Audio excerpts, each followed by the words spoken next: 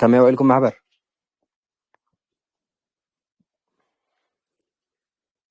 ናይ እግዚኣብሔር መስገን ተኸሚሉ ኢሎም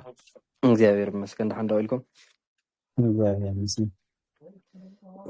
ብቕሻሮን ኣለኹም ዶ ጸሎት ክግበሩ ተጠዒሙኩም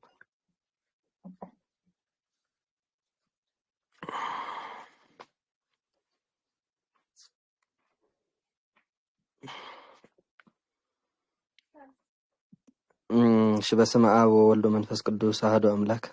እግዚአብሔር አምላክና ሰላም ጀሚሩ ሰላም ይፈጽመና ትምህርትና ይግለጸልና ናይ ገጸለን ቅድስት ሥላሴ በረከት ያደረና አቡነ ዘበሰማያት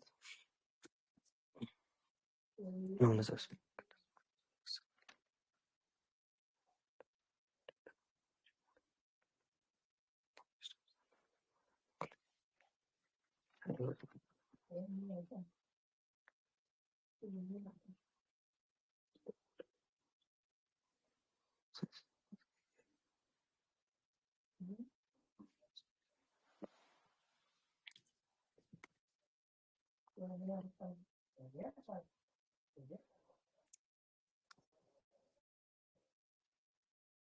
እሺ እግዚአብሔር ጸሎትና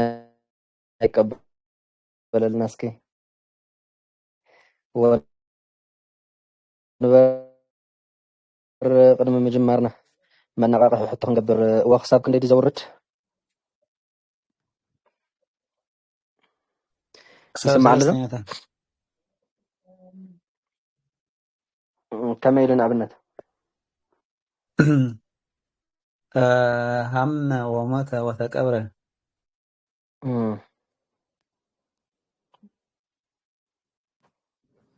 ወዲያ ወተንሥአ እሙታን ነይሩ መን ይወርድ ኣሎ ሕጂ መን እዩ ዝወርድ ዘሎ ሕጂ ብወ እዘ እሺ ንኣብነት زهام وموت وتكبر وتنسى كريستوس إلنا تزنا وكريستوس كتير كنقبر نخلده ما جرى شمسينا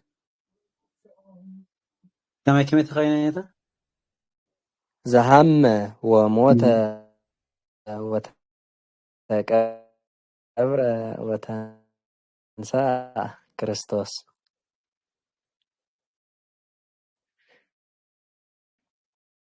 يجلس زسنا كريستوس يقصد يخليه تحت ويس زسنا كريستوس كنقصل كنقبره مالتي بحري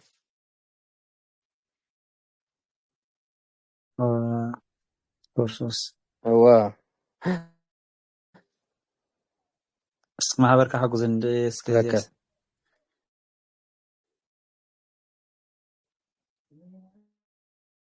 بندم صمي قارص ولا أنت بايت راديو ويس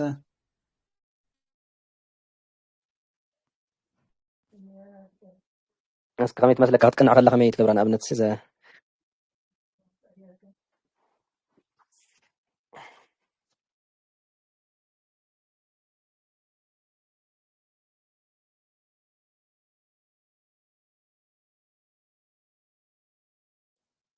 ايش يسمع على الهجي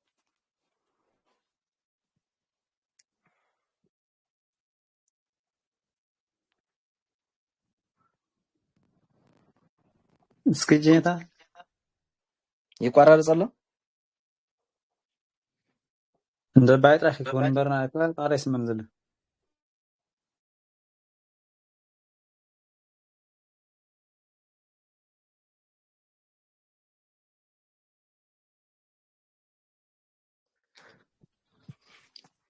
ايش حجي يسمع على يسمع لينتا جمر ولا دحان حتى عندي حتى حاسبين يركزي خيده ايش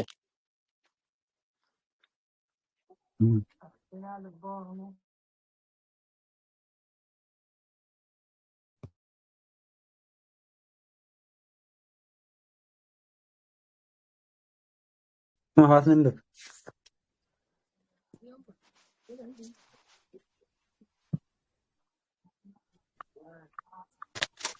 ديكون عرفت ما كاريخون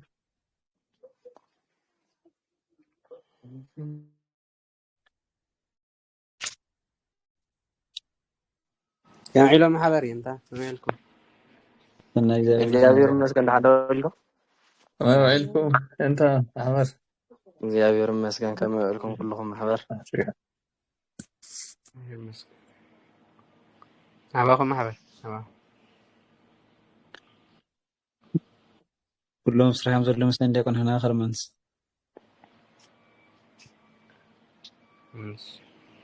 الجواب من حقك هو لو مجابي أجابي ننجمر بس صح كده؟ رجلنا تاتي كده هيدا أبيت أنببو اوكي هذا الشيء أتكون فاينس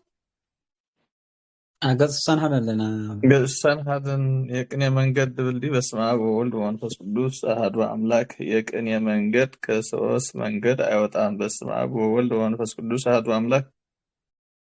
يكني من قد كسوس من قد أيوة بس ما بقول ومنفس قدوس أحد أملاك يكني من قد كسوس من قد أيوة እሺ ናይ ቅኔ መንገዲ ካብ ሰለስተ ይወፅእን ማለት እዩ እዚ ከዓ ከም ናይ ባህር ሐሳብ አዋጅ ዝህበና ዘሎ በደንብ ጽቡቅ እሺ አንዱ የሰዋስው ግስ ነው በቃ ሰለስተ አለው ካብቶም ሰለስተ ሓደ ከዓ ናይ ሰዋስው ግስ እዩ ይብለና ኣሎ ናይ ሰዋስው ግስ ይባሃል ሲነገር ከሰተ አፈ ሰበረ ክንፈ ቀተለ ኦፈ ወረደ ጽድፈ ድኩመ አይረፈ ተጠውንዳበት ኩሉ ሆጽል ስጋት በጣም ጽቡቅ ናይ ሰው መጀመሪያ የሰዋስው ግስ እንዲና ዘለና ፈከ ናይ ሰዋስው ግስ ማለት ብዘይ ምስክር ዝንገር ማለት ቀተለ እንደሆይነ ቀተለ ሆረ እንደሆይነ ሆረ በቃ ሄደልካ ቀጥተኛ ትርጉም ዝወሃቦ አይነት ቅኔ እዩ ማለት እዩ እቲ ናይ ሰዋስው ግስ ዝወለ እሺ መልሰው አስኪ አንደኛው እሺ አንዱ የሰዋስው ግስ ነው ሲነገር ከሰተ አፈ ናይ ሰዋስው ግስ ደልና የለና ሐቀ እዚ ማለት ብዘይ ምስክር ዝንገር ማለት ከሰተ አፈ አፍን ገለጠ ቀጥተኛ ትርጉም ማለት አፍን ገለጠ ተባይሊ ትርጉም እዚ ከሰተ ማሰሪያ አፈ ከዓ የከሰተ ተሳቢ ማለት ይበቆም እሺ ሰበረ ክንፈ ከንፈን ሰበረ ቀተለ ኦፈ ወፍን ገደለ ንዑፍ ቀቲሉ ንዑፍ ቀተለ ማለት ወረደ ጽድፈ ጸድፈ ዲዩ ጸድፈ ወረደ ጸድፈ ወደ ገደል ወረደ ናብ ገደል ናብ ጸድፊ ወሪዱ አገባቢ ወጣበት ድኩመ አይረፈ ድኩም አኢረፈ ነው ድኩም አኢረፈ ከሆነ ደኩም አረፈ ደኺሙ ያዕሪፉ ማለት ቸልታ ያወጣበት ነግደ ተወክፈ ነግደ ኮንኩ ወኢተወከፍኩ ምን ጋሻ ተቀበለ ማለት እንግዳን ተቀበለ መክፈልተ ተሳተፈ መክፈልትን ተሳተፈ እግረ አእቀፈ እግርን አሰናከለ ጸበለ ነገፈ ትቢያን አረገፈ ፍኖተ አለፈ በመንገድ አለፈ ፊደለ ጸሐፈ ፊደልን ጻፈ ቀጥቀጠ ግልፎ ጣዖትን ቀጠቀጠ መልሃ ሰይፍን መዘዘ ይላል ለዚህ ጅመኒ ማለት የሰዋስው ግስ ዝወለው ማለት ናይ ሰዋስው ግስ ማለት ከም ተቀዲመ ዝወልኩም ቀጥተኛ ብዘይ ዝኾነ ምስክር ዝንገር كمي بالتي انت قطعه مالتي كمي بزي مسك كمي مالتي بزي مسكر نابنت كونيلكا هيد موت تكبر نبل ينحكي بمسكر تمسكر اسمع كم يمات ناكوي تردد كم يمات تمسكر تبعي زاد كم يمات ትክክል እታ ናይ መጀመርያ ትርጉማ ትኾነላ هو ተዋስኦ በቃ በታናይ መጀመሪያ ትርጉም ያትርጉም ምስክር ማለት ዳና አብነት ሲ እንዳራና እኮ መጽና ኢና ተመለሰ ኮነ ኢልናስ ወኮነ አጽመ ያዕቆብ ኢና እም ነርና ግብጽ ለከነአን ወ ናይ ያዕቆብ ዓጽምስ ካብ ግብጽ ናብ ከነአን ናብ ዝብል ናብ ከነአን እንታይ ነር ተሰደደ ዲ ተመለሰ ወኮነ አጽመ ተመለሰ ያዕቆብ ግብጽ ለከነአን ኢና ኮነስ ተመለሰና ተመለሰ ኮነ ተመለሰ ይኸውን ሕጂ ናይ ሰዋስው ግስ እንድሕር ዳ ኮይኑ ግን بقطتኛ በተቀዳማይ ትርጉም ይዝኸይድ በምስክሩ አይኸይድን ምስክሩ ማለት ኮነ ኢልካ ተመለሰ ክትብል ትኽእል ኢኻ በምስክር ማለት እዩ እዚ ናይ ሰዋስው እንድሕር ዳ ኮይኑ ግን በምስክር ዘይኸይድ በተቀዳማይ ግሱ ዝኸይድ ማለት እዩ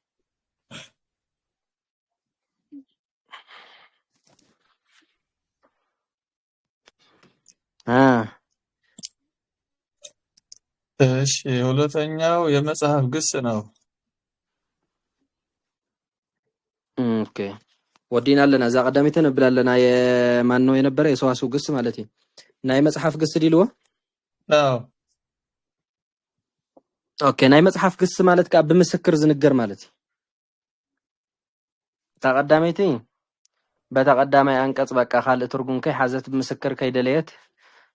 በታ ዝመጸታ ያ ትርጉም እንድሕር ዳ ናይ መጽሐፍ ግስ ኮይኑ ግን በምስክር ይዝመጽእ ተቀንየ ማለት እዩ እሺ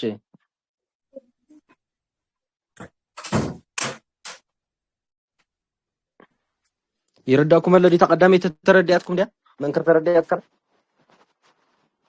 كم مسكر كل سبها تردد صنيها ردت يعني بو ماشي حجزي اخاب بمسكر اذا ناي مصحف نبلا زلنا اخاب بمسكر بنصرا مالتي ناي مصحف قنيه زبال بمسكر زمص عينت قنيه ብዙ እኮ ተጠቅመና ላይ እንፈልጥ ግን በሆም ዝመጽ እሺ የመጽሐፍ ግስ ነው ሲነገር ሰመ ቀስተ ሲል ዘረጋ ሲል ነው ሰመ ቀስተ ሲል ዘረጋ ሲል ነው ኢሉስ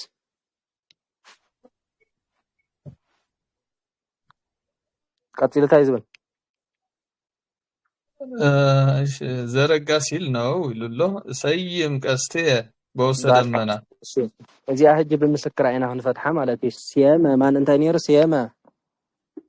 ቀስተ ነው ቀስትን ዘረጋ ማለት ነው እጅ ሰመ ዝነበረ ህጅ በትክክለኛ ትርጉሙ ተቀዳማይ እንታይ ይዝብ ነሩ ሾመ ይዝብ ነር ሐቀ ህጅ ግን በምስክር ይወሃባሉ ሰመ ቀስተ ቅብልን ከሎ ቀስትን ዘረጋ ጦርን ዘረጋ ማለት ነው ዘተረዳኩም ሞያ እንደፈራሃሉ እንዳ او እንዳ አደልኩም ሞን ትከርተው ለኩም او ሰመስ ዘረጋ ይኸውነለ በምስክር ይዚ የመጽሐፍ ግስ ማለት በምስክር ዝመጽ አይነት ቅኔ እሺ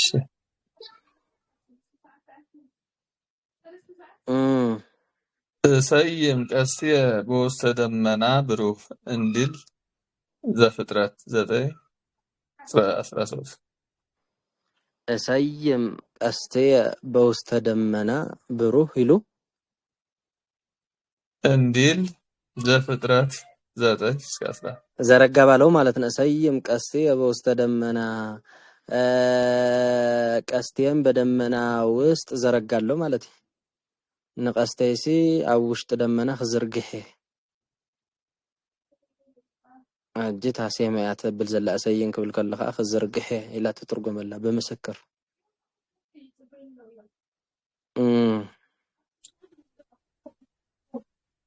ደመናን እመቤታችንን ቀስትን ክርስቶስ ብሎ ነው ደመናን የእመቤታችን ምሳሌ ቀስትፋና ክርስቶስ ምሳሌ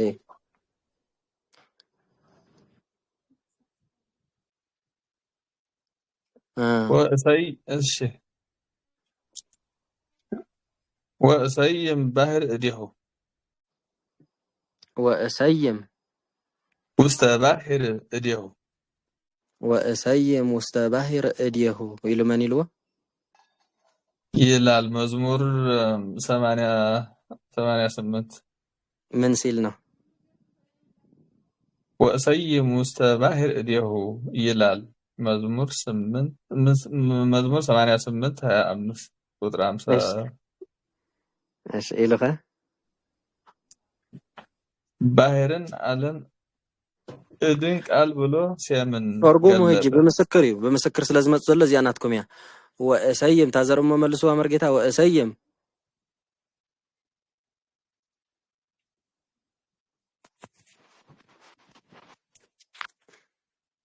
መልስዋ እስኪ ታዘራ ሓንሳብ ወእሰይም ወእሰይም ውስተ ባሕር እዴሁ هراي اتا مسك هراي اديهون እንታይ ማለት ምዃኑ ባሕር እንታይ ማለት ምዃኑ ዝተውዕሉሞ ብድሕሪ ባዕልኹም ክትብልዋ ኢኹም እሺ ኢሉ ቀፂሉ ዘሎ እሺ ቀፂሉን ባሕርን ዓለምን ሕጂ ዝተውዕሉ ንባሕሪ ዓለም ይብሎ ኣሎ ወእሰይም ውስተ ባሕር እዴሁ እሺ ንባሕሪ ዓለም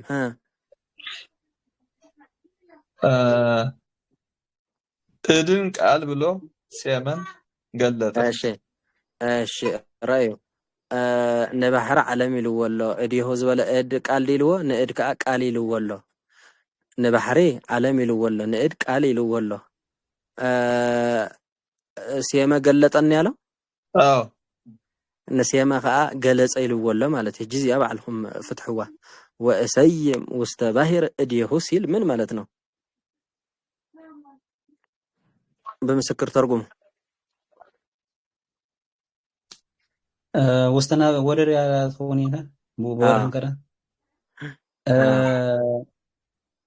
ناب عالم قالي ገልጻለሁ በቃ ናይ ከምዚ ዝግበር ማለት ናይ መጽሓፍ ክኸውን ከሎ ብከምዚ ዓይነት ቅኔ ዝመጽእ ወእሰይም ውስተ ባሕር እዴሁ ቃሉ ወደ ዓለም እገልጣለሁ ማለት እዩ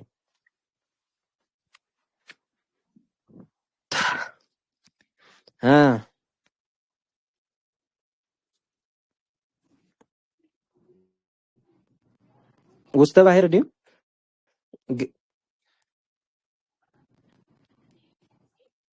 ይሰማል አይደል?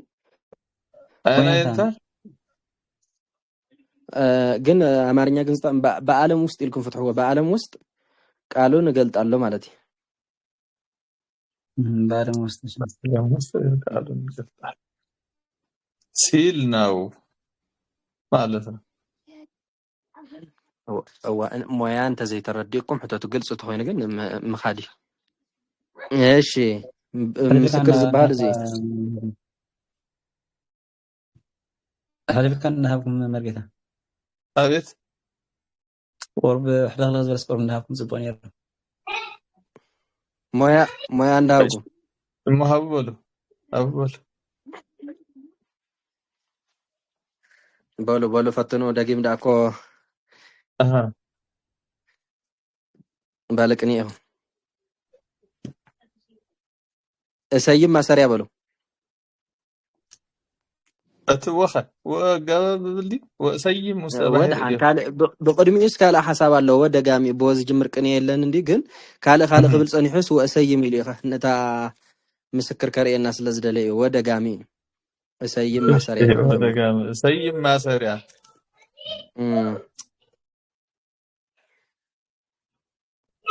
اسيم ما سريع ውስጥ አገባ ፍቹ ውስጥ ነው በይልና እና ፈትሕና ያ በዓለም ውስጥ እሺ ውስጥ አገባ ፍቹ በማያው ወደ ነው ማድረጊያ ማያው ማድረጊያ ባህሪ ማድረጊያ ባለቤት መልካም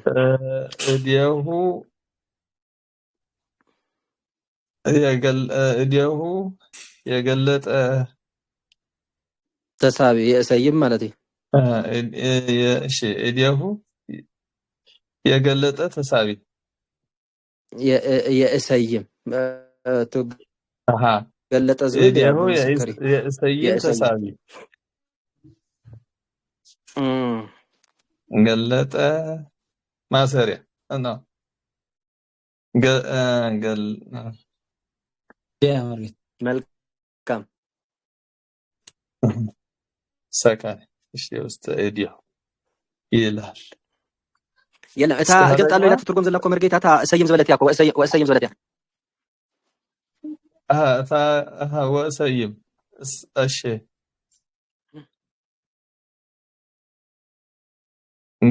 እሺ እስካ ገለጠ ድበለ ናይታ ሰይም ትርጉም ማለት ያ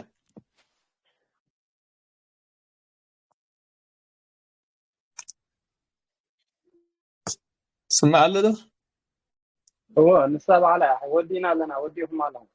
እሺ أصل حالي أصل من ሃሎኑ እሺ ወደታች እሺ ሃሎኑ በዝ ነገር እዲሁ ለኢዮአብ ሃሎኑ በሐሳብ ሃሎኑ ሃሎኑ በዝ ነገር እዲሁ ለኢዮአብ እንዲህ ሳሙኤል በዝ ነገርኪ ነው በዝ ነገርኪ በዝ ነገርቺ ነገርቺ እሺ ይሉ እንዴ ሳሙኤል አለ ቃሉ ሲል ነው። እስኪ ሃሎኑ በዝ ነገርኪ ኢሉ እንታይ ዘሎ አንብቦ ቅድሚ ዘሎ ለኢዮአብ እንዲል ሳሙኤል ቃል ሲል ነው። እስኪ ብደም ምለስዋ መርጌታ ጽቡቅ ሃሎኑ በዝ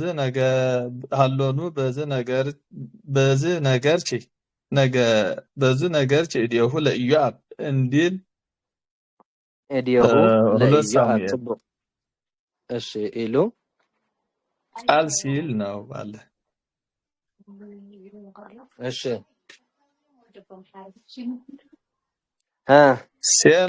ኢሉ ንቅድሚ ዘሎ ሴመ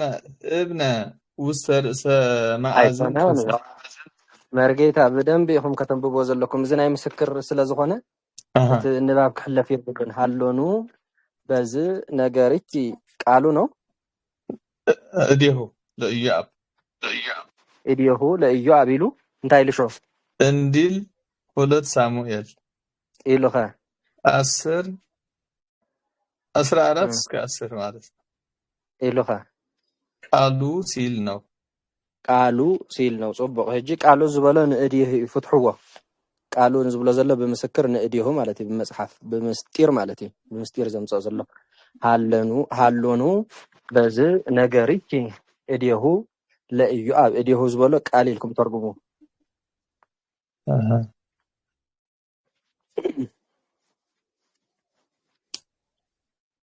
እሺ እዲሁ ለኢዮአብ ዝበሎ የኢዮአብ ቃል በዚህ ነገርሽ አለን ማለት እዩ የኢዮአብ ቃል በዚህ ነገርሽ አለን ማለት እዩ እሺ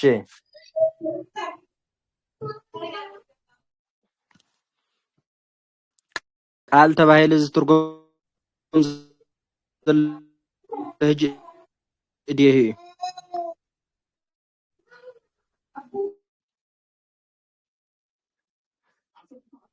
ድምጽ ስማዕ አለ መስለኒ ባይረበሻ ሆናሎ ፍኖተ ብርሃን ስኳላምብ እሺ حግዞም መንከር ተረብሽም ሆኖ ያ እሺ ስማዕኩም ከይህሉ ዳውጣሉ ወላ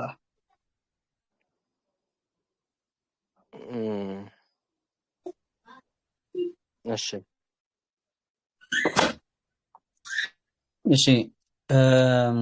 ቃሉ ሲል ነው ሴመ እብነ ውስተ ርእሰ ማዕዘንት ሲል ሴመን ከበበ ሴመ እብነ ውስተ ርእሰ ማዕዘንት ነው እሺ ሲል ሴመን ከበበ እብንን ክርስቶስ ማዕዘንት ሴመ በከበበ ጌርኩም ይኹም ትትርጉም ዋሕጂ እሺ ሴመ ከበበ እሺ እብንን ክርስቶስ ንእብን ከዓ ክርስቶስ ጌርኩም ትትርጉምዎ እሺ ማዕዘንትም ዓለም ብሎ ነው ማዕዘንት ዝበለ ከዓ ዓለም ኢልኩም ትትርጉምዎ እሺ ሴመ ከበበ እብንን ክርስቶስ ትርጉም ናይ መጽሓፍ ይባሃል ሴመ እብነ ማን ነው ውስተ ርእሰ ማዕዘንት ነው ሴመ እብነ ውስተ ርእሰ ማዕዘንት በቃ ተርጉም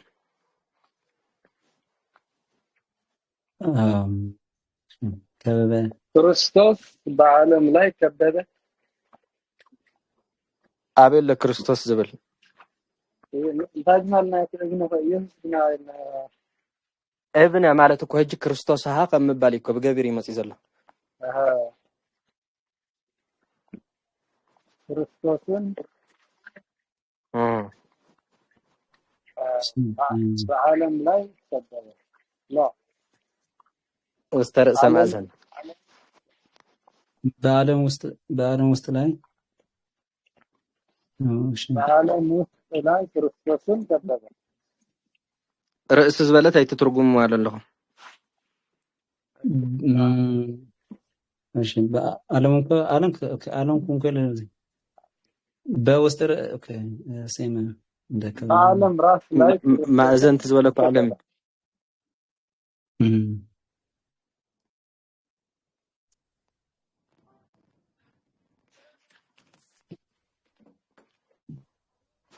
በጣም ጽፍ በዓለም ራስ ውስጥ ክርስቶስን ከበበ ማለት ነው።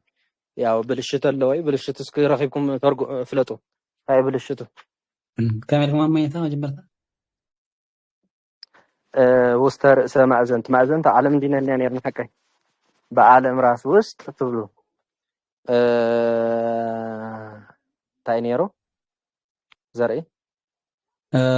ሴም ውስተ ርእሰ ማእዘንት የመ እብነ ዝበሎ ማለት ክርስቶስን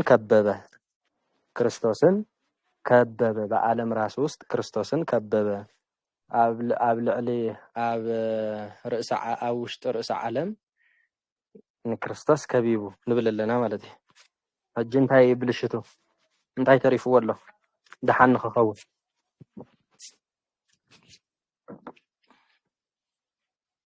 ባለቤት የቀረው ባለቤት የለ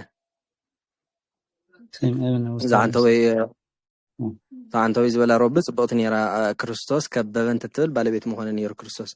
ሕጂ ግን ንሱ ከም ገቢሩ መጽ ስለ ዘሎ ባለቤት የብሉን ማለት እዩ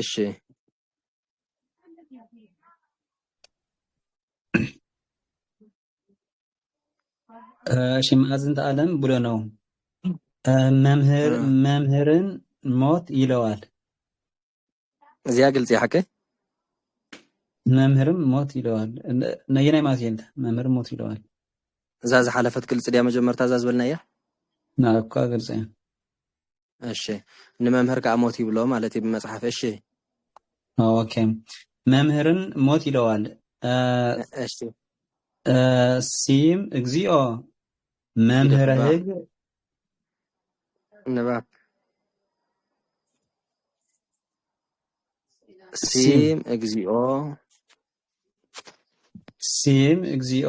መምህረ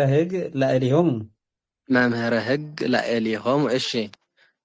ተርጉሙ ንመምህር መን ይልዎ ዘሎ ሞት ይልዎ ኣሎ ማለት እሺ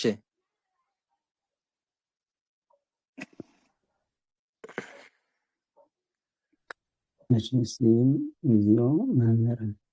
ላኤሊሆም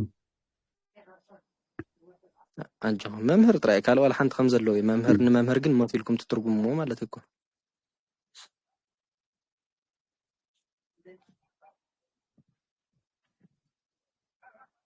በእነሱ ላይ የህግ መምህር ማን ነው የህግ ሞትን ሹም ማለት ከመምህር ሞት ተባሂላ ተተርጎመላ በእነሱ ላይ የህግ ሞትን ሹም እሺ እሺ ቀጥቀጠ ርእሰ ሲል አለቃን ሻረ ሲል ነው ቀጥቀጠ ርእሰ ክብልን ከለኻ አለቃን ሻረ እንዘላታ ተርጉምዋል እዚያም ትርጉም የተድልያን ቀጥቀጠ ዝበለ ሰዓረ ይብለሎ ማለት ርእሰ ዝበለኻ ያወቀም አለቃ ማለት አለቃን ሻረ ተባሂሊ ትርጉም እሺ ቀጥቀጠ ሀቄ ሲል አደቀቀ ሲል ነው ሀቄ ዲ ወብታ ደቃላሽ ሀቄ ቀጥቀጠ ሀቄ ሲል እንታይ ልዎ አደቀቀ ሲል ነው ተርጉም አደቀቀ ሲል ነው ታይ ግን ሀቄ እንታ ወገብ ሰላም ለሃብቄኪ እሺ ሕቆኺ ሕቆ አድቂቁ ማለት ቅማና የነበረ አደቀቀ ሲል ነው አይደለም? ወገብን አደቀቀ ይላል አማርኛ። እሺ እሺ ወቀጥቀጠኒ ሀውቄ እንዲል ኢሳይያስ እግዚአብሔር ይቀጥቅጥ ጽብአ ወእግዚአብሔር ስሙ ሲል አጠፋ ሲል ነው።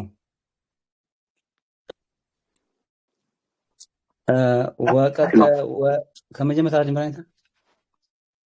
መልሳት ወቀጥቀጠኒ ሀውቄ እንዲል ኢሳይያስ ይወሰኒ እግዚአብሔር ይቀጥቅጥ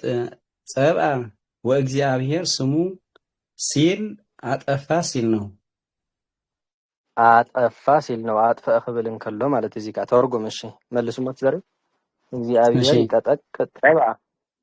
እግዚአብሔር ይቀጠቅጥ ጸብአ ወእግዚአብሔር ስሙ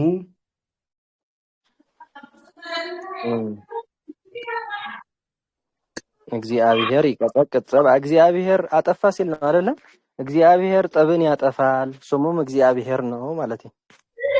እግዚአብሔር ምጽል የጥፍ ስሙኻ እግዚአብሔር ይባሃል ሚትገበርዋ መርጌታ። እሺ ወይ ቀጠቅጦ እግዚአብሔር ለአርዘ ሊባኖስ ሲል አርዝን ሰናክሪም ሊባኖስን ክፋት ሲል ነው። ተርጉም ህጂያ ባላ ተርጉም ዘረም መምለሳ። እሺ ወይ ቀጠቅጦ እግዚአብሔር ለአርዘ ሊባኖስ ሲል ቀጠቅጦ እግዚአብሔር ለአርዘ ሊባኖስ ሲል አርዝን ሰናክሪም አርዝ ማለት አርዚ ልዎ ዘለው እዚ በመጽሐፍ ማለት በመስጢር ይዘምጾ ዘለው በአንድምታ ናይ ቅኔ አንድምታ እዚ ናይ መጽሐፍ አንድምታ ኮይና በቅኔ ዝንገረሉ ማለት እዩ። ንአርዝ ህጅ መን ይብለሎ ማለት እዩ ሰናክሬም ይብለሎ። እሺ ሰናክሬም ስም ነው። አዎ የንጉስ ስም እኮ ነው። ካረኩን እሺ ሊባኖስን ክፋት ሲል ነው። ንሊባኖስ ከዓ ክፋት ኢሉ እንድሞ ዘሎ ማለት እዩ አንድምቱ። ስለዚህ ምንታይ መጽ ዘሎ ሰናክሬም አርዝ በሰናክሬም መጽሎ ሊባኖስ ከዓ በክፋት መጽሎ ማለት እዩ። ነዚያጂ ተርጉም እግዚአብሔር የሰናክሬም ክፋትን ቀጠቀጠው። አርዝ እንታይና ለኔርና ሰናክሬም ስለዚህ ሊባኖስ ከታይልና ያኔርና ክፋት እግዚአብሔር ሰናክሬም ክፋትን ታይኔር ምስክር ያጠፋል። ወተናቢብ እንዲዘለ እግዚአብሔር ሰናክሬም ጥፋት ሰናክሬምን ያጠፋል አይደለም። ጥፋት ሰናክሬምን አይልም። እስኪ እግዚአብሔር መልስ ዘር እስኪ መንከር ወቀጥቀጦ እግዚአብሔር ለአርዘ ሊባኖስ ተናቢብ ይዘለ ለአርዘ ሊባኖስ እጅን ሊባኖስ ይሁም ዘርፍ ጌርኩም ተምጽዎ ዘለኩም ሊባኖስ ካ ክፋት እዩ ናይ እሺ ክፋት ናይ ሰናክሬም እግዚአብሔር ይቀጥቅጦ አይ አይደለ አስተውሉ በቀላል ያኮና አርዝ ማን ነው አርዝ ሰናክሬም ይብለሎ ለሊባኖስ ካ ክፋት ይብለሎ ተረዲሁን ስለዚህ ያኮ ቀላል ናይ ሰናክሬም ክትብል ከለኻ እኮ መዝሙር ሰናክሬም እኮ ዘርፍ ትገብሮ ዘለኻ ዘርፍ ዘሎ ህጂ ተውለሉ ማን ይዘለ ዘርፊ ክፋት ሰናክሬም የሊባኖስ ይብል ማለት የክፋት ወይ ደግሞ የሊባኖስ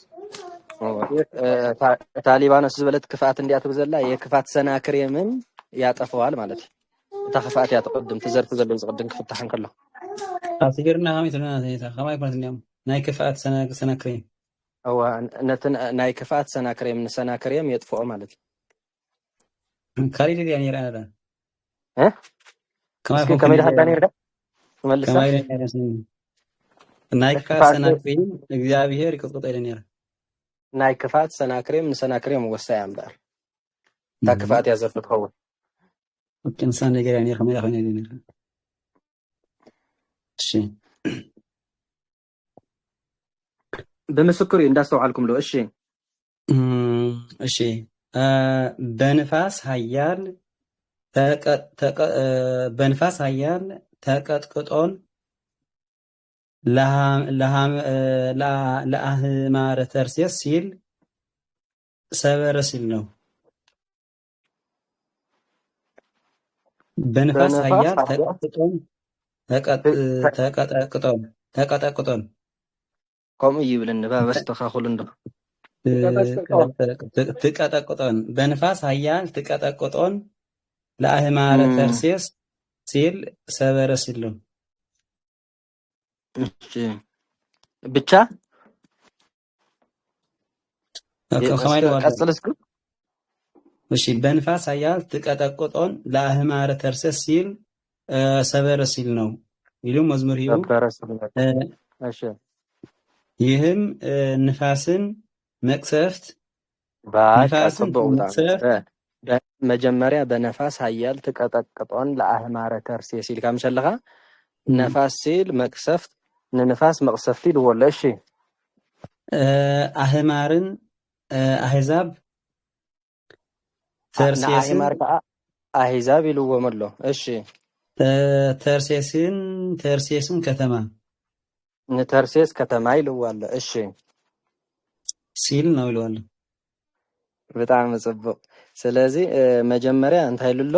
ትቀጠቅጦን ለአህማረ ተርሴስ እንዲ ሐቀ ሲል ምን ማለት ነው ይልዋ ታጠፋቸዋለህ ትሰብራቸዋለህ ሰበረ ሲል ነው ስለዚ ንንፋስ መቅሰፍት ይልወሎ ነተን አህማር ካ እንታይ ይልወነላ ለአህማር አህዛብ ይልወም ኣሎ ተርሴስ እንታይ ይልዋለ ከተማ ይልዋለ ማለት ሕጅዝ ያፍቱ በኃይለኛ መቅሰፍት የአህዛብ ከተማ ትሰብራለህ በኃይለ ነፋስ እሺ በኃያል ነፋስ በኃይለኛ መቅሰፍት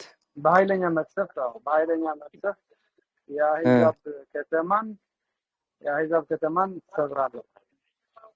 ለአህማረ ተርሴስ ዲ ለአህማር አይደለም መፋታት ሐስታ ለአህማረ ተርሴስ ክትብልን ከላ ለአህዛብ ከተማ ያ ከምዛና አንተ ወይና መንክሪ ሀትገብራ ዘለኻ ለአህዛብ ከተማ ይኮነትን የከተማ አህዛብን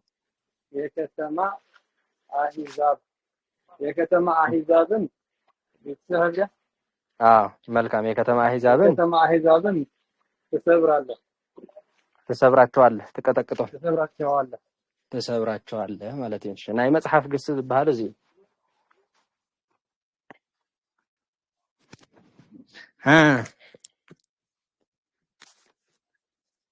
እሺ ጽጌን መንግስት ይለዋል እሺ ህቦ ጽጌሁ ለአሞን እንዲል ኤርሚያስ ጽጌን ምን ይብሎ መንግስት ይብሎ ንጽጌ ካንታ ይብሎ ብለናል መንግስት ይብሎ ማለት ነው ንጽጌ መንግስት ይብሎ እሺ ህቦ ጽጌሁ ለአሞን ነው ለአሞን ይልወል ለአሞን እሺ ጽቡቅ ህቦ ጽጌሁ ለአሞን ተርጉሙ ጽጌ መንግስት ይልኩም ተርጉሙ ጽጌ መንግስት እሺ የአሞን መንግስት ህወ ነው የተደበቀ ነው መልካም እሺ ከበሮን ምስጋና ይለዋል ከበሮ ካ ምስጋና ይብሎ ማለት አንድምታ እዚ ናይ ቅኔ አንድምታ ናይ መጽሐፍ ግሲ የቅኔ መንገድ ስንት ናቸው 3 አንደኛ ማን ይባላል የሰዋሰው አሁን ምን ነው ያለሰ የመጽሐፍ ማለት ነው ህቡ ጽጌሁ ለአሞን ሲል የአሞን መንግስቱ የተደበቀ ነው ብለናል አሁን ደግሞ ከበሮ ማን ሲለው ነው ከበሮ ምስጋና ብሎ ማለት እሺ ምሳሌ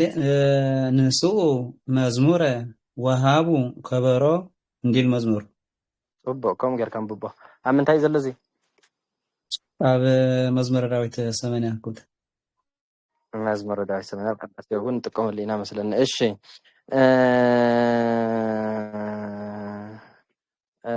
መልስ እስኪ ዘራ ሐሳብ ከበሮ ምስጋና ይለዋል አይደለም ከበሮ ምስጋና ይኸውነሽ እሺ ከበሮ ምስጋና ይለዋል ንስኡ መዝሙረ ወሃቡ ከበሮ ንስኡ መዝሙረ ወሃቡ ከበሮ ተርጉሙ ከበሮ ጥራይ ኣብያ ዘላ ምስጋና ኢሎም ጽዋ ዘላ ወሃቡ እሺ ምስጋናና መዝሙር ነው እሺ ንስኡ መዝሙረ ወሃቡ ምስጋናና መዝሙር የየራሱ ነው እሺ የየራሱ አንቀጽ አለው እሺ ንሱ መዝሙር ስጡ ነው እነሳ እንታይ ዲዝ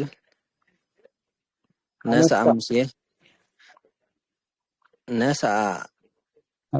ሙሴ ኦሪተ አስሮነ ቃላተ ሚላል ነሳ እኮ ያዘ ይዝብል ኦዝ መንከር ነሳ መንከር ነሳ አሁን ነሳ እንታይ ዝብሎ ዘሎ ያዘ እንዲዩ ንስኡ መዝሙርን ያዙ ምስጋናን ያዙ ማለት ነው ምስጋናን ያዙ ወሃቡ ከበሮ ማን ነው ይቅርታ ወሃቡ ከበሮ ምስጋናንም ምን አድርጉ ስጡ ማለት ነው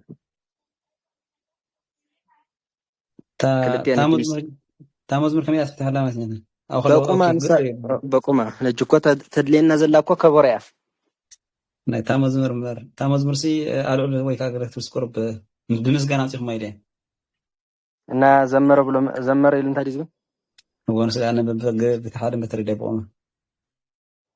እና በቆምም ይሆናል አው መዝሙርን ያዙ ያው ዘመረ አመሰገነ ስለዝብል ምስጋና እሺ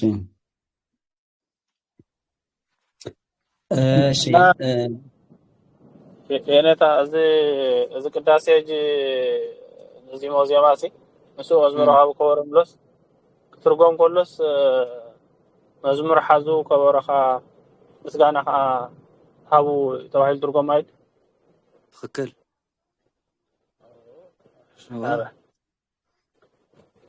ነስኡ መዝሙር ምስጋና ሓዙ ምስጋናውን ሃቡ ማለት እዩ እቲ ዝሓዝኩም ምስጋና ሲ ተመሊስኩም እንታይ ግበርዎ አገልግሉሉ ለእግዚአብሔር ሃብዎ ማለት እዩ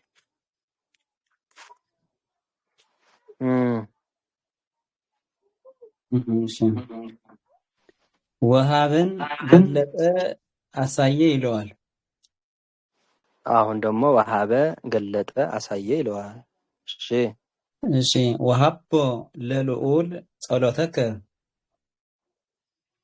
ወሃቦ ለልዑል ጸሎተከ ምን ሲል ወሃበ ምን ሲል ነው ገለጠ አሳየ ተርጉሙ نعم قيار طريقة خالقهم زلوي تاو هبو تبل زلا طراي قلته وهذا قلته تبل مو بدحريو بكل مرهيان مترجم مالتي وهبو لنجوس صلاته ما نو وهبو للول صلواتك للول نمش للول نمش እሺ ለልዑል ጸሎትን ስጠው አንቀጽ እንደሕራ ዘርዚሩ ማለት እዩ አንቀጽ ተዘርዚሩ ተጠቃሽን ተሰሓብን ክሕዘ ይኽእልን ኦኬ አዋጂ ወአቦሽን ልዑልን ማለት ነው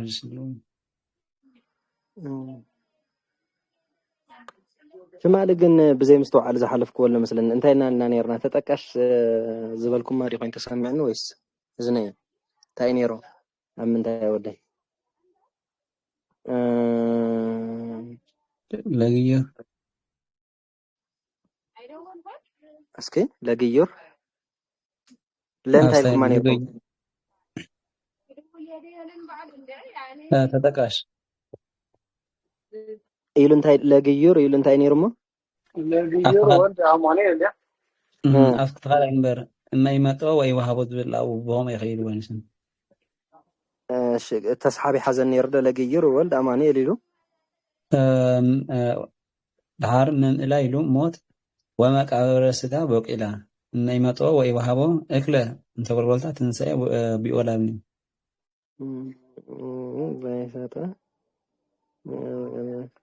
ስለዚ ለእንታይ ኢልና ነርና تتكاش መቃብርና መቃብረ ስጋ በቂላ ዲ ነሱ መስልና ለእንትን ባይሰጠው አቀባይ አትኸውን እዚያ تتكاش كنت معنا أو تسحب حيز اللون ديوم ما يوهو يلزل تسحب حيز ስለዘሎ አቀባይ አትኸውን كما ما تتسحب حيز يا أخي أنت نايت ما يلي ما كنت قصة تدري ويلين زولنا أو يد هج حدا أنت أنقص تتقاش أنت زرزيرو مالتي تسحب اندحر دا حيزن دغنا خا تتقاش كحزي يخلني نابنت وهابو لنغوس لنداي اندحر دا الكا ግን ለንጉስ ነዳይም ስጠው ይልካ ታንተ ለተጠቃሽ ትገብራ ታንተ አቀባይ ትገብራ ማለት እዩ እዚ ማለት ታይ ማለት እዩ ክልተ ለእንድሕር ዳ መፂ ሓደ ክልተ ተስሓብ ክኾን ይኽእል እንተ ሓደ ተስሓብ እንድሕር ዳ ኮይኑ ትመፂ ዘለለኻ እንታይ ይኸውን ማለት እዩ አቀባይ ይኸውን እንድሕር ዳ ተስሓብ ተዘይሃልዩኻ ክንዲ ተስሓብት ተጠቃሽ ይኾነ ማለት እዩ በቂላ ስለስተሰሓበ ሕጂጋ አቀባይ እሳ ስለተሰሓብ ዘላዎ بوكيدا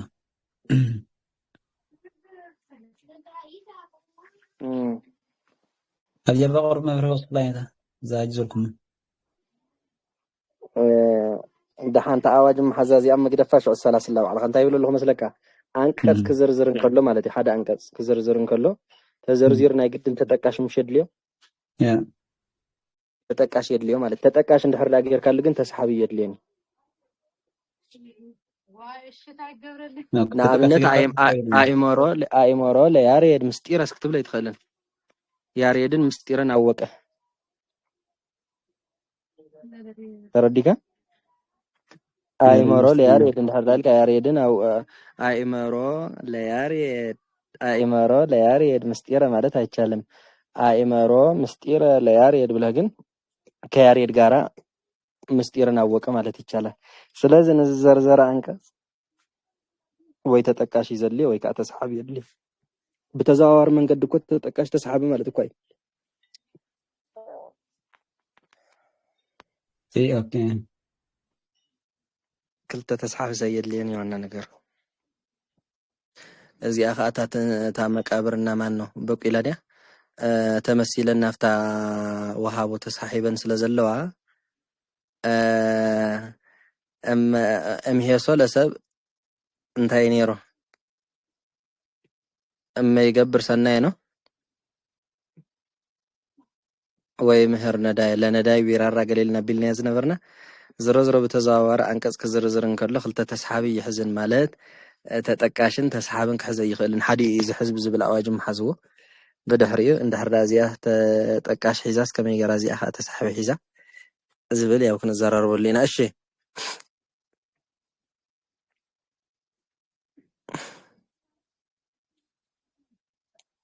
ቀጽል መንከር እሺ እሺ ወሃቦ ለልዑል ጸሎተከ እሺ ተርጉም ወሃቦ ምን ሲል ነው ያልነው አሳየ ገለጠ ሲል እሺ እዚያ በዚያ ዝመጽኢታ ነገር መጽኢ ዘሎ ማለት እዚያ ህጅር እያ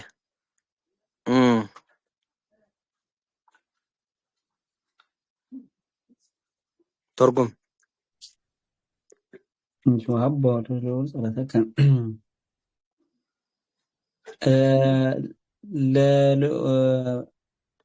بخطين فتح مش ديالك ما يلخون يتنا أكيد بخمين بتتكاش أكبر بين خطين فتح ما يلخون يستبقى قاسم يعني هذا اللي أكبر أتخون هجي تسحب سلا زلاتا وهب للعول صلاتك كسلة بالزلا مالتي تا صلاتك تسحيبات الله سلا زلا ካልኣይ ተስሓቢ የድልያን ተጠቃሻ የድልያን ታለ በቁማ ያትፈታሕ ለልዑል ጸሎትህን ስጠው ግለጽለት። አው ከማ ተባሂላ ያትፈታሕ ስጠው ኣይትዝሓል ግን ዝሕል ትብል ኣለኻ ሓፍከት ሓፍተን ዘዳይታ ግን ስጠው ኣይኮነን ደቁና ኣሳየታ ምስክን አው ግለጠው ትክክል ወሃቦ ለልዑል ዲ ጸሎተከ ገለጠ ሲል ነው ለልዑል ጸሎትህን ግለጠው ማለት አሳየን ገለጠን እንደ በክልቴን እንደ ሀገር እንደ እንታይ ኢልዎ ዘሎ ተጋባ ብዝበለ ይኹም ተኸዶ ገለጥ ሆይ ተልከያ ከምዚ ስጠው ኢልከያ ኣብዚኣ ግን ኣሳየን ገለጥ ኢና ዘለሳ ግን ተልከያ ስጠው ስጠው አክልቴን ሓደ ማለት እንደ አክልቴን ሓደ ኣይኮነትን በቁማ ኢኻ ትርጉማ ዘለኻ ረቢ ስጠው ማለት ብዘለዎ እዩ ብዘይ ምስክር እንድሕር ስጠው ኢልካያ ታቐኒ እንታይ ትኸውነላ ማለት እዩ የማን ነው ግን ሪዮ ዘን ናይ ሰዋሰው ግስ ትኸውነላ ማለት እዩ በቁማ በምስክር ክትከውን እንድሕር ኮይና ግን ያው አሳየው ወይ ከዓ ገለጠው ትብል ማለት እሺ እሺ ቅድሳትን ክብር ይለዋል ቅድሳትን ክብር ይለዋል ቢተሃቡ ቅድሳተ ለከለባት እንዲል ማቴዎስ ሪሆም ቅድሳት ከዓ እንታይ ኢልዎ ክብር ይብሎ ማለት እዩ ይተሃቡ ቅድሳተ ለከለባት ተርጉሙ እሺ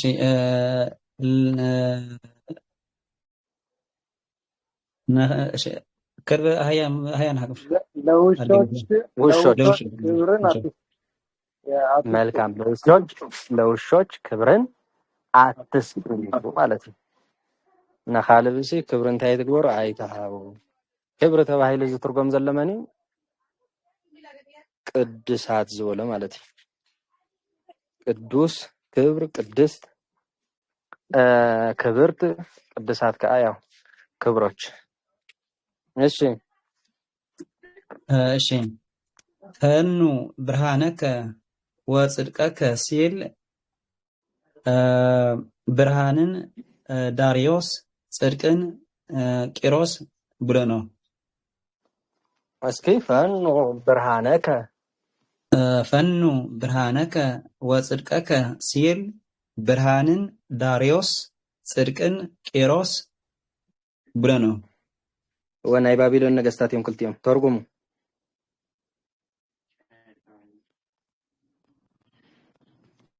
ኦኬ ፈኑ ብርሃነከ ወጽድቀከ ብርሃን ዳሪዮስ እሺ ዳሪዮስ እና ቂሮስ ላከውት ስለዶ ፈኑ ብርሃንህን ወደ ዳሪዮስ እና ቂሮስ ላክ እስኪ ዘሪ ሐሳብ ፈኑ ብርሃነከ ወጽድቀከ ምሽላላ ብርሃንን ዳሪዮስ ተባሂል ተፈትሸለ ማለት ነው ጽድቅን ካ ቂሮስ አፈን ድራይት ተፈዘለ ዳሪዮስ እና ቂሮስን ላክ ማለት ይኮ ናይ ባቢሎን ነገስታት እንክልቴ ብርሃን ተባሂል ዘለመኒ ዳሪዮስ ማለት ነው ፈኑ ብርሃነከ ወጽድቀከ እንዴ ዳሪዮስ እና ቂሮስን ላክ ፈኑ ዳሪዮስሃ ወቂሮስሃ ማለት እኮ ተዛዋዋሪ መንገድ ከም ትክር ማን ነው ዝነበረ እብነ ታይናለ ነርና ክርስቶስን ከበበ ዝበልናየ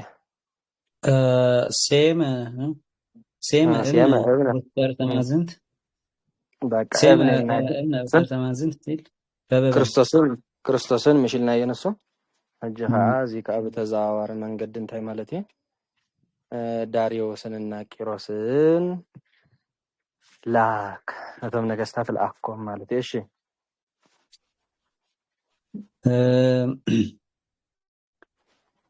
እሺ እድን ቃል ይለዋል ፈነወ እዴሁ ወዘረወሙ እንዴል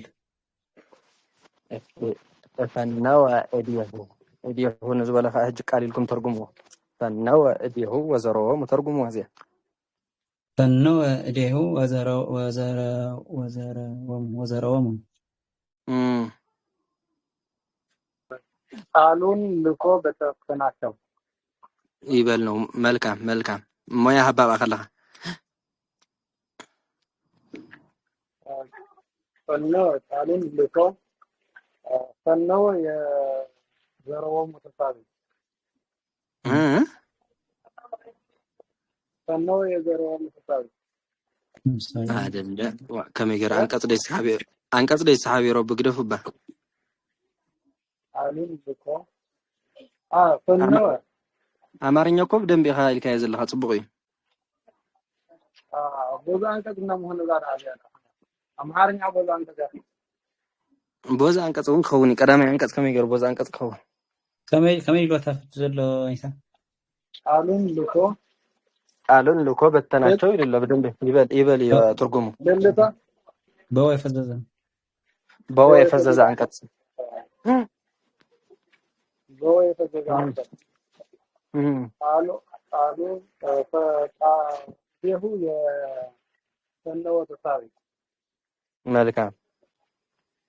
ወዘረወሙ ወአፍዛዝ መልካም ዘረወሙ ማሰሪያ በቃ ጽቡቅ ከምዚ ገርኩም ይሁን ትርጉሙ። እሺ ቃልን ፀሐይ ይለዋል። ዘይፌን ቃሉ ብዙሕ ኢልወል እንታይ ክብለ ፀኒሓ እንታይ ብላዕሊ ወንጌል ኢልዎ ነይረ ሕጂ ከዓ ፀሓይ ይብለሉ እጅ እውን ኢልዎ ነይሩ። እሺ ፀሐይ ካ ኢልወለ ሕጂ ማለት እሺ ቃልን ፀሐይ ይለዋል። ዘይፌን ቃሎ ለምድር ዘይፌኑ ቃሎ ለምድር ነው። እሺ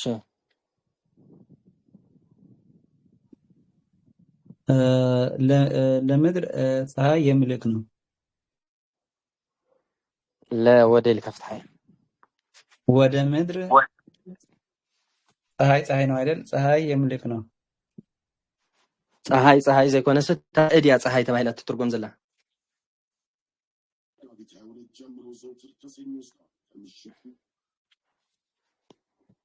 እሺ ዘይፌን ቃሎ ለምድር ወደ ምድር እሺ ፀሐይ ቃል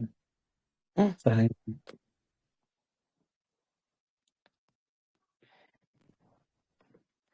እሺ ለምድር ዘይፌኑ ቃሎ ዲያ ወደ ፀሐይ ይልካል የሚልክ ነው። ወደ ምድር ፀሐይን የሚልክ ነው ተደሊኹም ስቶታ አስርወት ኸሊኹም ተደሊኹም ቅጽል ክኸውን ኸሊ ዝሮ ያው ለምድር ፀሐይን የሚልክ ወይ ወደ ምድር ፀሐይን የሚልክ ይላል።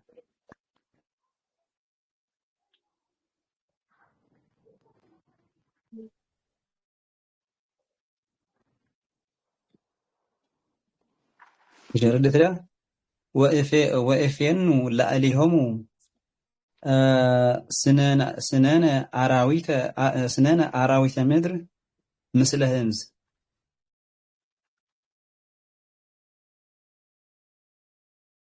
እሺ ቀጥሉ ዘሎ ምስክር ምጻያ እሺ ሲል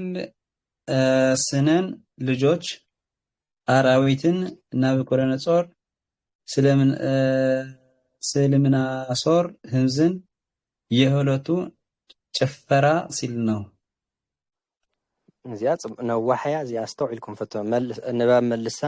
ሽዑ ፍትሕዋ ማለት እሺ ወእፌኑ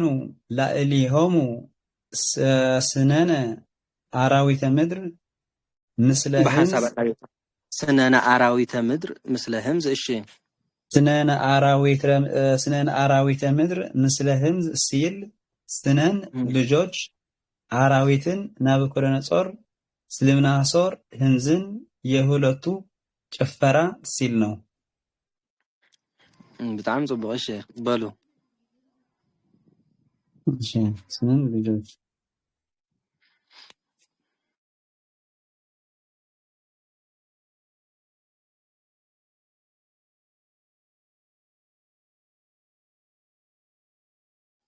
ከቢዳትኩም ዲያ ሩናው ያህደስ መልሰለም ሓንሳ መልሳ بدن بتستوعبكم لا ولا اندا زرفك ما خديكم ملسلن كل تجزم ببا እሺ ወእፌን ላዕሌሆሙ ስነነ አራዊተ ምድር ወእፌን ላዕሌሆሙ ስነነ አራዊተ ምድር ምስለ ህምዝ ነው ስነነ አራዊተ ምድር ምስለ ህምዝ ይልናለና ጽቡቅ ስነን ልጆች ይልኩም ትትርጉምዎ እሺ አራዊትን ናቡከደነጾርና ስልምናሶር በቃ አራዊት ዝበለ ከዓ ናቡከደነጾርና ስልምናሶር ይልኩም ትትርጉምዎ ህምዝን የሁለቱ ጭፈራ ስኻ ጭፍራ ይልኩም ትትርጉምዎ ማለት እዩ ህምዝ ዝበለ ምስለ ህምዝ ዝበለ ቀሊል ከጭፍሮች ጋራ ስልምናሶርን ምንም የሚያረም ተንሳው ናቡከደነጾርን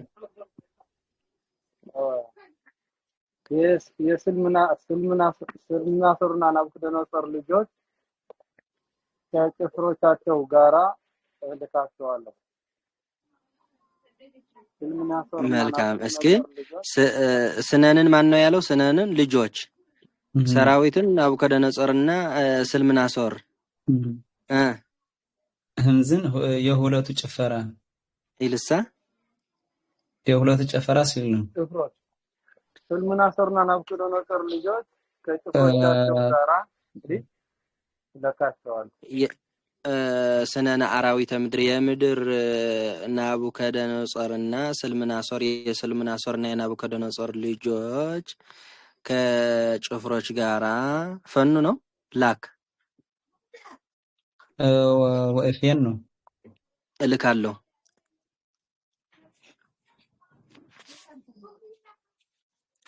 ግልጽ ዲያ ምስ ጭፍራ ናይ ምድሪ በዓል ስልምናሶር ማለት ናይ በዓል ስልምናሶር ደሞ ደቂ ነቶም ደቂ እንታ ክገብሮም ይኽልእኾም እዩ ዝብል ዘሎ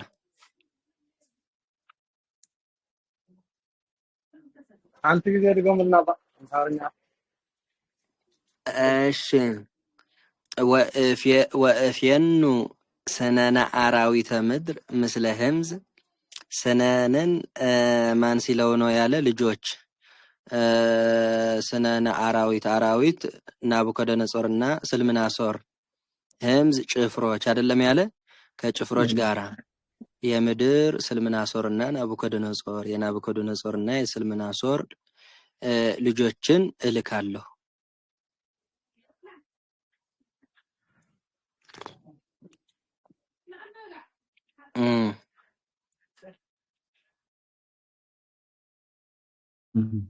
እሺ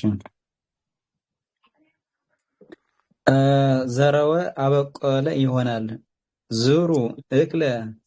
ላይለ መቃብረ ጻድቃን እንዲል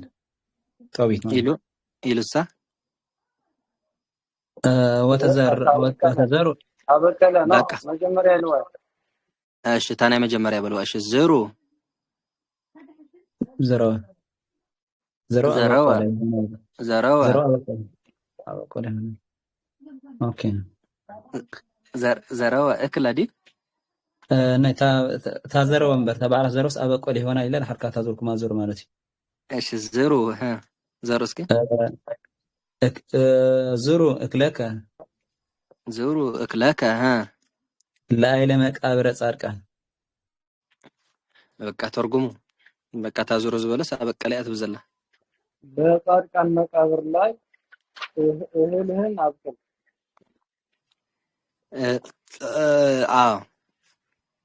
بتقرينيا خا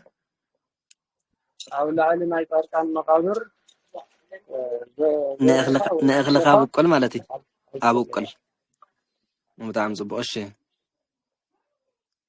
ግን ዙሩ ከለ ነው ብዙሓት ይኮን ነው ታውስ ንሓደባ ዙሩ ታክለክ ዙሩ እክለክ ወላ ኮን ሓደ ይዘለ ያንሳን ብዙሓት ዙሩ ታክለክ ወታ ዙሩ እምበር ቆርብ ትብል ዙሩ ንብዙሓት ተኮይኑ ዙሩ ክብል ነይርዎ ንሓደ ዙሩ ይብል ንውቶ እንታይ ብለናት ንውቶ እንዲ መዝሩ ዝብል ዙር እክላከ ማለት ንሓደ ማለት እየ ወቱ ዘረወ እንዲ ዝብል አንተ ዙሩ ኢልኻ አንተ ይብል ማለት እዩ ወቱ ዳበቆ ዘረወ ዘረውከ እዚኣ እኮ እጂ ዛዝሩ መፅያ ዘላ ናይ አንተ ትእዛዝ እያ እኮ ዘረውከ ትዘሩ ትዝሩ ዝሩ ዝበለት እያ እኮ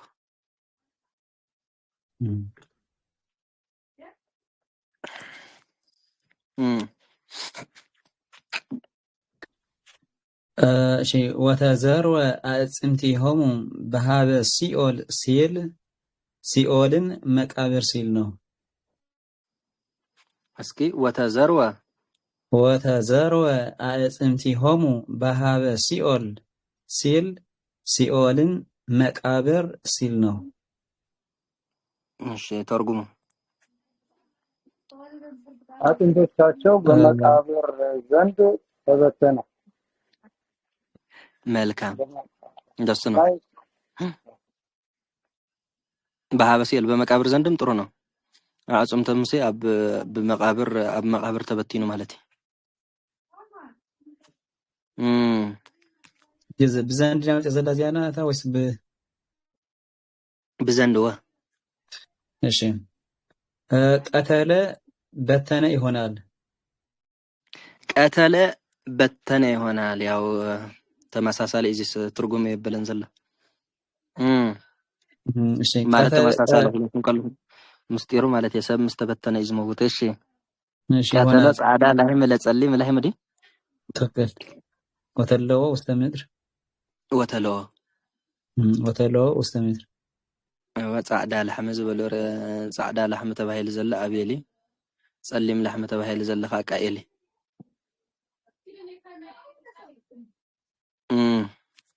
ኢልንታይሉ ሽዑ እንዳለች ኦሪ ኦሪ ጸሊም ላይም ቃኤል ጻዕዳ ላይም አቤል ናቸው። መልካም በተነው ሲል ነው ማለት ነው። ቀተለ ዘለ በተነው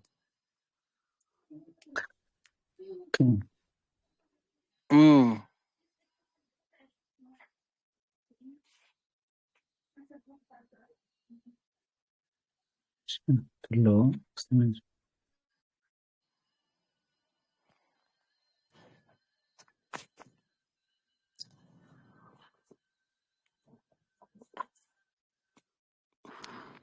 እሺ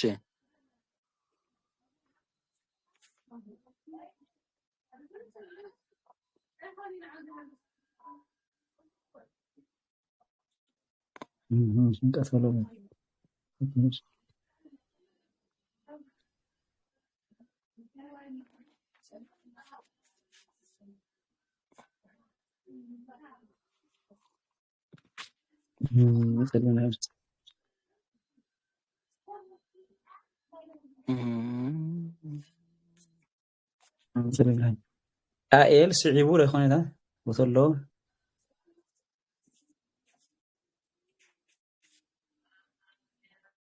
ቃኤል ስዒቡ ኣብ ውሽጥም ኣብቲ ውሽጢ ምድሪ ንኣብኤል ቀቲልዎ በቲንዎ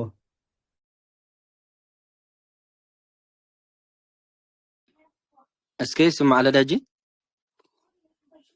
ያ ይስማዕ ለታ አዋ ኣብ ውሽጢ ምድሪ ቃኤል ንኣብኤል ስዒቡ በቲንዎ እስኪ ታዘር እንታይ ደኔራ እሺ ቀተለ በተነ ይሆናል። ቀተሎ ጸሊም ላሂም ለጻዳ ላሂም ወተለዎ ውስተ ምድር ኦሪ ጸሊም ላሂም ቃኤል ጻዳ ላሂም አቤል ናቸው። ናይተለዎ ግን የምጾነለምሽ ነው ናይታ ቀተለ አይነት በቆም መፍታሕ ነው ወተኸቲሉ ማለት ተከትሎ አፍዛሽ በምድረ ወተለዎ ውስተ ምድር ወደ ምድር ተከትሎ ማለት ወደ ምድር ተከትሎ ነጭ ማለት ቃየልን አቤልን በተነው ማለት اوكي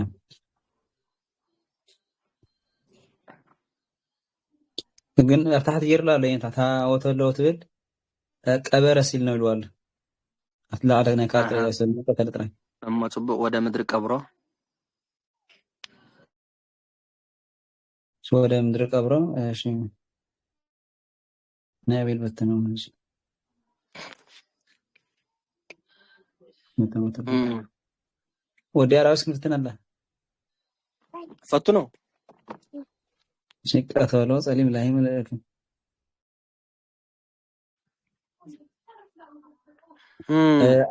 እሺ ቃኤል ቀብሮ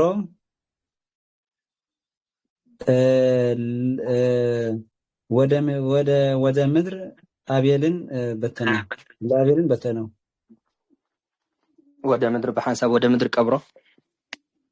ወደ ምድር ቀብሮ ቃኤል ለአቤል አይደለም መጀመሪያ ደህና እንታይ ትብሎ መስለካ ቀተለ ጸሊም ላህም ለጻዳ ላህም እንዲ ሐቀይ ጸሊም ላህም ዝወለ ሰልካ በመስጢረው ከለካ አቤል ቃኤልን ገደለው ምሽትብል ወተሎ ምስተ ምድር ያለው ደግሞ ወደ ምድርን ቀበረው ይልካ በደጋም ፍታህያ ኦኬ በተነ ገረኸ እመሱኮ ቀተለ ዲ ቃየል አቤልን በተነው ትብል መጀመሪያ ቀተለ ዝበለ ማለት ቀተለ ጸሊም ላህም ወይ ደግሞ ጥቁር ላም ነጭ ላምን በተነው ትብል ወይም ቃየል አቤልን በተነው ወደ ምድርም ቀበረው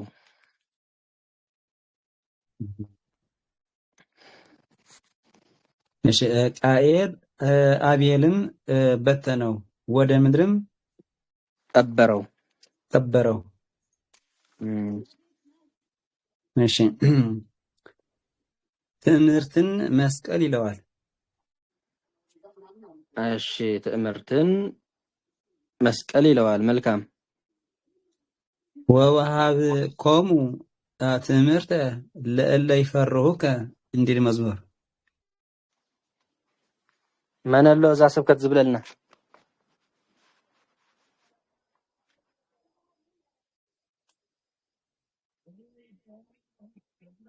አልቦ ከነብላይና የነፋ እሺ በልዋስ ከሻል እሺ አረፍት ረፊናት ወወሃብኮ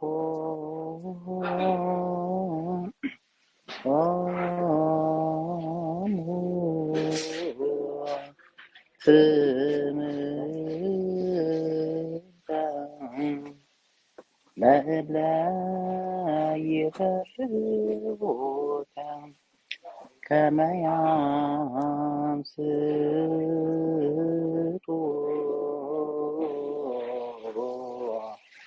እምገጸ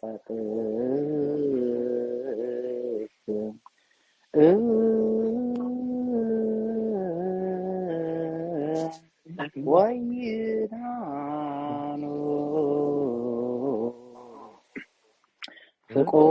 ፍቁራኒ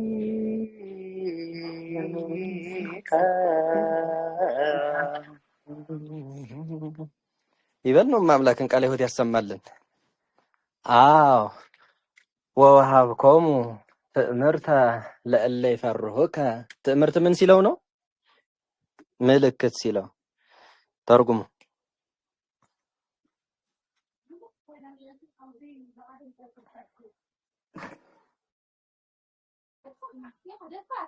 ይስማል አይደል ወይስማል እንደ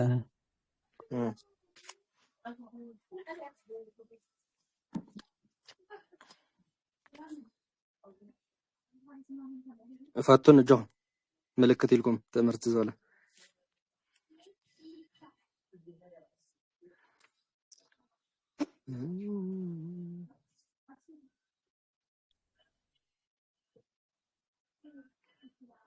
يسمع الذي منكر الغرب وين تقرون فتنا ذنا مشتنا قالنا مسمصتنا كل كبيره نخفرحها مسقال وهابكم تمرته ለላይ ፈሩ ወሃብኮሙ ትምህርት ለላይ ፈሩ ከን ለሚፈሩህ ሰዎች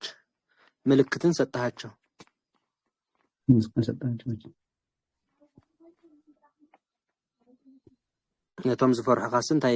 ሂብካዮም ምልክት ሂብካዮም እጅታ ምልክት ትበሃል ዘላ መንያ ትእምርተ ዝበላ ማለት እዩ።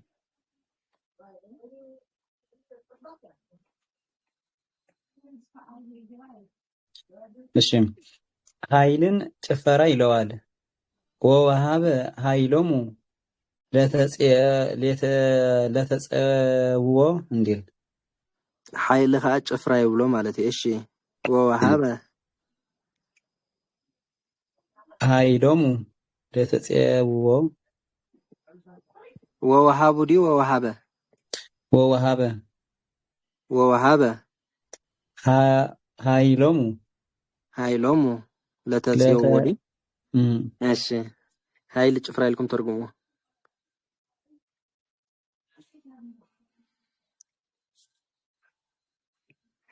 ኃይሎም ዝበለኮ ጭፍራቸው ለመማረክ ሰጠ ጭፍራኦም ንምምራኽ ሂቡ ማለት እዩ።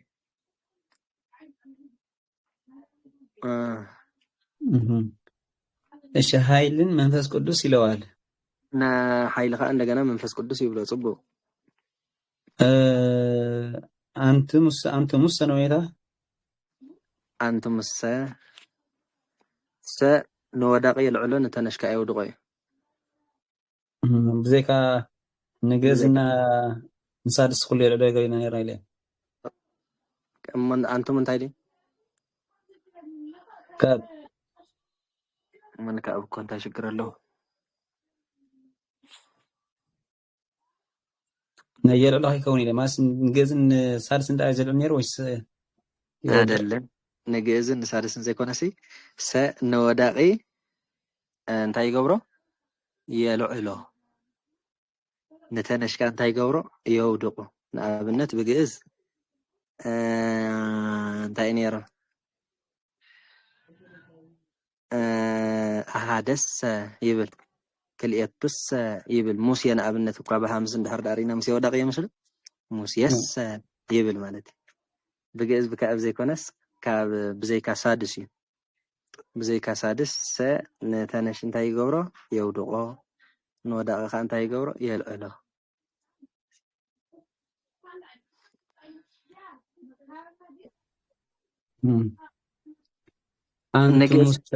ንግእዝ ከመይ ኢና ኢልና ነርና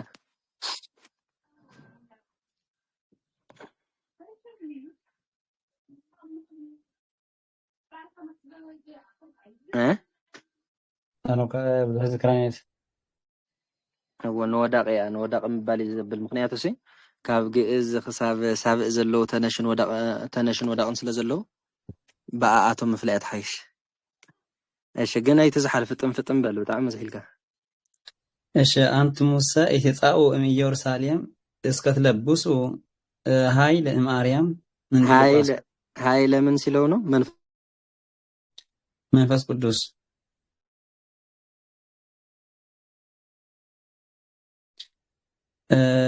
እሺ ከአርያም መንፈስ ቅዱስ እስክትለብሱ ዘንድ በኢየሩሳሌም እናንተ አትውጡ።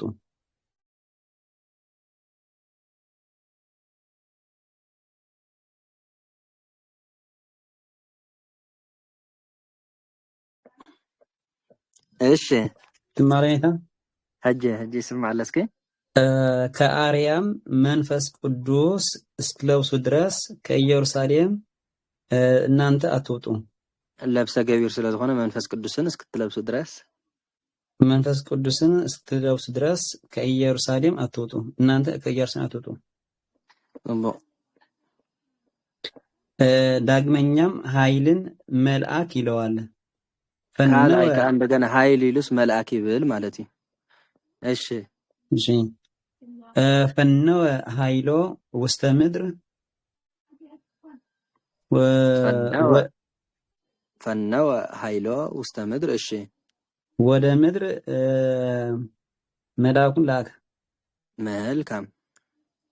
ትምህርትን ናብ ምድሪ መልአኹ ይኹት ትግርኛ እንዳበልኩም መኸይዱ ኣይትግደፉ እሺ ትምህርትን ኃይል ይለዋል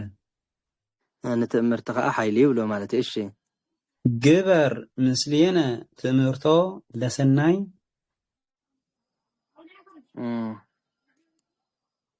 ኦኬ ትምህርትን ኃይል ይለዋል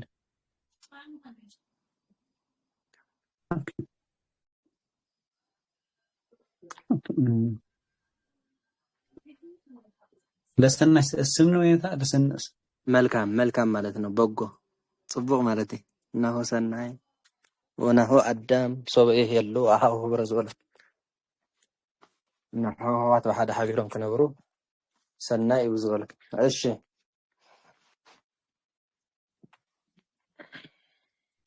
ግበር ምስልየነ ትምህርቶ ለሰናይ ገረም ጋር ፈትናዋት ናቆር ግበር መልካምን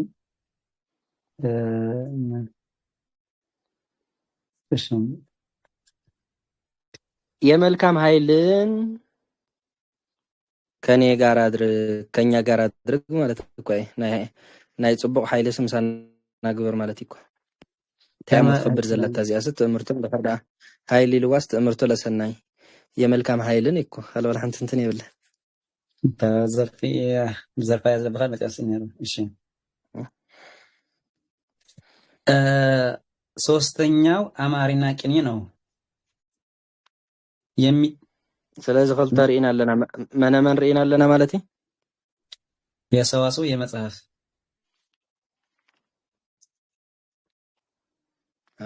አራህጅኻ እሺ ሶስተኛው አማርኛ ቅኔ ነው የሚጠላ ሰዋሰው የሚጠብቅና የሚበላም አለ አስተውል ጠንቀቅ واستوعب تتنقق حقه መልስ እስክንባው ሶስተኛው አማርኛ ቅኔ ነው የሚጣላ ሰዋሱ ዝጻላ ሰዋሱ ሀራይ የሚጠብቅና የሚላላ ወዝጠብቅን ዝልሕልሕን አለ አስተውል ጠንቀቅ አለ ተመሳሳለ አይነት ግስ ኮይነሲ በትርጓሚ በንባብ ሓደ ኮይኑ በናበባ ዝፈላለሎም አብስቱ ጥንቀ ቀቢልካ ነብብ አስተውል ማለት እዩ እሺ ኦኬ አጥብቅ አላላ አጥብቅ ንዝጠብቅ አጥብቅ ንዝልሕልሕ ከዓ አላሕልሕ ተንብብ ከለኸ ኦኬ አብያታ ይደዋል አጥብቅ ሰራሃ ብጣዕሚ ጽቡቅ አጥብቅ ደላዊል ሰራሃ እቲ አማርኛ ቅኔ ግን ወዲና ኣለና አማርኛ ቅኔ እንታይ መስለኩም እንዳሓተትኩም ሰለስተ ዓይነት ቅኔ ሪኢና ኣለና ተቀዳማይ ናይ ምንታይ ነይሩ ናይ ሰዋስው ግስ ነይሩ ማለት እዩ ናይ ሰዋስው ግስ ማለት በቁሙ ዝፍታሕ ብዘይ ምስክር ቀተለ እንተኮይኑ ቀተለ ኢልካ ዝትርጎም ኢልና ካልኣይ ናይ መጽሓፍ ግስ ሪኢና ናይ መጽሓፍ ግስ ማለት ከዓ ብምስክር ማለት እዩ ብትርጉም በአንድምታ ብርቃቄ ዝመጽእ ዓይነት ቅኔ መጽሐፈኛ ቅኔ እዩ ሳልሳይ ድማ አማርኛ ቅኔ ማለት ድማ በትግርኛ ማለት እዩ ዝረባአናኻ በትግርኛ አደይ ጉባኤ ቃና ምሰቦይ መወድስ ከተዕልል ከላ ኢልካ ወላተም ጽትፈል ኢኻ እንጂ በትግርኛ ትገብሮ ቅኔ እንታይ ይባሃል አማርኛ ቅኔ ትግርኛ ቅኔ ይባሃል ማለት እዩ ዜማ ልኩዕ ዝሓለወ ኮይኑስ ግን ከዓ ብቋንቋ ዓረብ ዝኽእል ብዓረብ እንግሊሽ ዝኽእል በእንግሊሽ ንበሎ እንከ ለዘቡ ዝሃና ሃረዩ ኤዎስጣቴዎስ አቡነ ሃፒ በርስዴይ ቱ ዩ ሓደ ዘራፍ ገር ነይሩ በእንግሊሽ ሓዊሱ ማለት እናታ አማርኛ ቅኔ ተባሂል ዘለሰ አብ አማርኛ ጥራይ ዝድረፍ አይኮነን ንሕና እውን በትግርኛ ክንገብሮ ንኽእልና ዓረብ ዝዛረብ ሰብ እንድሕር ሃልዮም ብዓረብ በእንግሊሽ ጌርካ ቅኔ ምግባር ይከኣል በብቋንቁ ዘይቤ እንድሕር ተረዲካ ሰዋሰው እንድሕር ተረዲካ አካያይዳ ዜማ ልክዕ ምስጢር እንድሕር ተረዲካ ብዝተፈላለየ ዓይነት ቋንቋ ጌርካ ቅኔ መቕናይ ይከኣል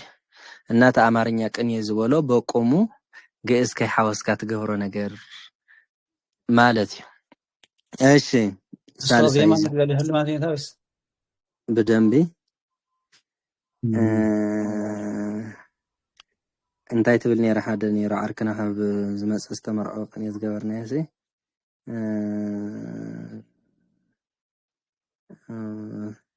ሰምሃር አውሮፕላን ትብል ነይራ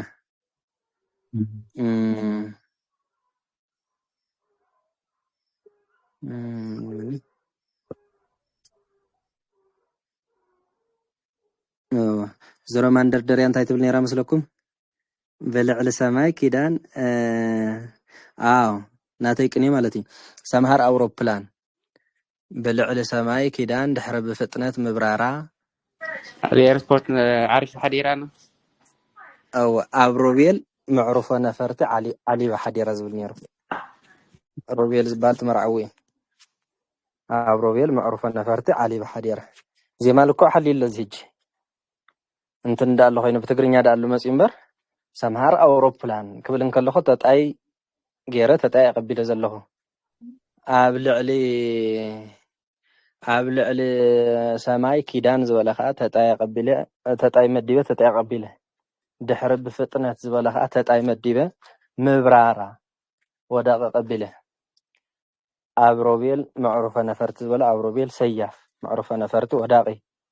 ዓሊባ ወዳቂ ሓዲራ ወዳቂ ገይረያ ማለት እንታይ መባል ዜማ ልክዕ ይሕሊ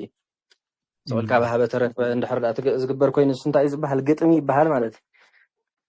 ቅኔ ዘብሎ ዜማ እንድሕር ትሐሊ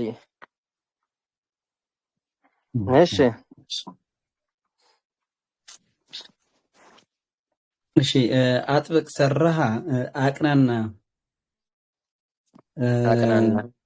ወሰራሃ አቅናና ሰራሃ يسر اللي قصص قدس ايش سرها يسر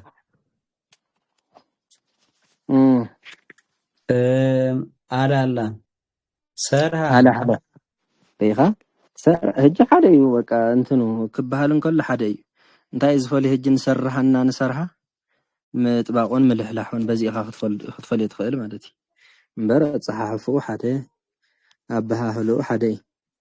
نباب زي تمارا سب نقولتي حدا غيرين بو نحنا قم بمنتين نفولي مالتي حجيب كني أنا عند حرا خبل كوينو قدسي دحرا سرحة خبل كوينو بقوم خانتاي مالتي قتله مخمز غيرنا نفولي سرها انت وينا زي انتي مالت داله اندحر تبالك اقانانق مالتي سرها مالت كنتي مالتي اندحر تبالك سرح دخمه مالتي الكاي ترغو ስለዚህ እዚ ብምንታይ ይፋላለ እንድሕር ዳልኩም ፊደሉ ሓደ ኮይኑ ብትርጓሚኡ ግን ይፋላለ ማለት ብንባቡ ይፋላለ እሺ سرها دكما يسرح መልካም أبها السنابة أبها دا أتبقي له أنا يبرن وما أبها على اللبز باللي حصل لها مش أبها السنابة يابه مالك ماشي تبوها أتبقي له يتبوه بقزي بزعبا ملحلحم بزعبا انتن مطبقن يزنقرنا زل تماساسلت عينت قالات اللهم كيشودهم فلاليهم ريهم يزولنا زل اشي صبها جبره يصبه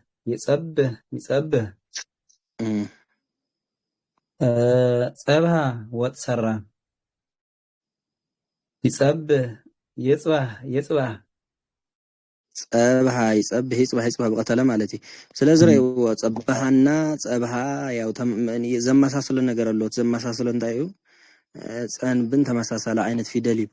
እንተሆነ ግን በመጥባቆን እንደገና ተሐደ ሐሞራሃ ተሐደኻ ብዙሃን በመኻን ይፈላለ ማለት صبها ብዝበለ ሐሞራሃ صبها ብዝበለኻ ብዙሃንሃ በዚሁን ክንፈላለ ነኸል አንድም صبها ዝበለ بقدسه صبها زبله بقتله غيرنا الفلالينا ترجم خايف فلاله صبها اندحر له طبيقو غبيرو مالتي غبري هيبو مالتي صبها اندحر له صبح سريحو تباهلي ترجم ايش ኣጽናህና ኣሻተተ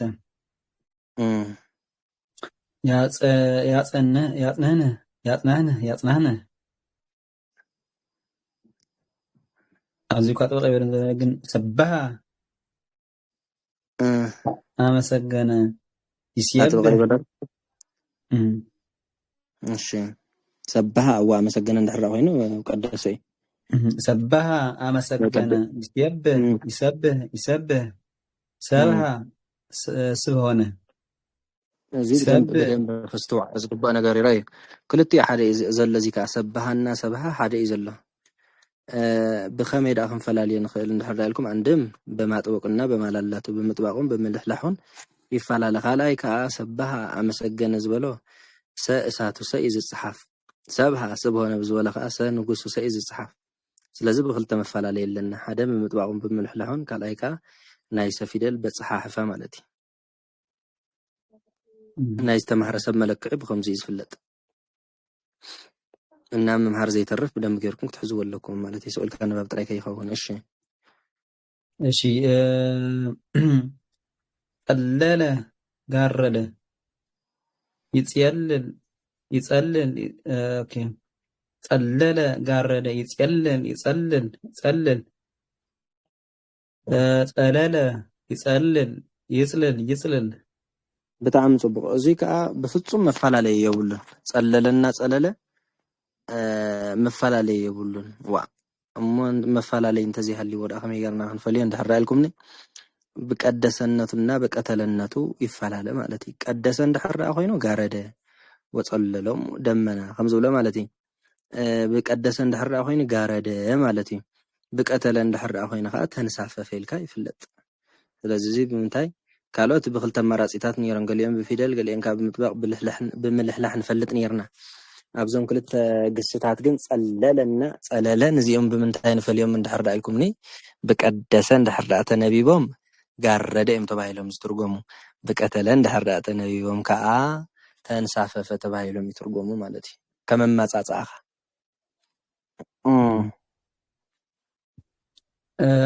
ቀሰመ ይቀስም ቀሰመ ይቅስም ወዚያቶም ከዓ ተመሳሰልቲ ዓይነት እዮም ዘለው እዚኣቶም ግን መፈላለየ ኣለዎም ሓደ ብክልተ ማለት እዩ ክልተ ማራጽ ኣለና እዚ ከዓ ከምቲ ናይ ብላዕሊ ዝረኣናዮ ቀደሰን ቀተለን ብምዃንን ቀደሰን እንድሕር ዳ ኮይኑ ኣጥዓመ ብዝበለይ ቀተለን እንድሕር ዳ ኮይኑ ከዓ ለቐመ ብዝብል ንፈልጦ عندم قسم زبلو اتام اخل زلاسه اساتيا قسم زبلخا اتام اخل زلاسه نغوسيا مالتي لذي بزن كلتا فيدلاتن بمطبقن بملحلحن زيهم كا خنفليم نخيلينا ماشي تترأس يترأس رئيس علاقة هنا يرأس رئيس علاقة هنا يرأس زي كان اشتي مسيل هو امبر جامرو امبر ولا حنت زراخ بنجر يقول فلطي أجاني تبغى مش هذا هاي يطبقنا اس هنا بمكاكل ያለበት ክስ አይጠብቅም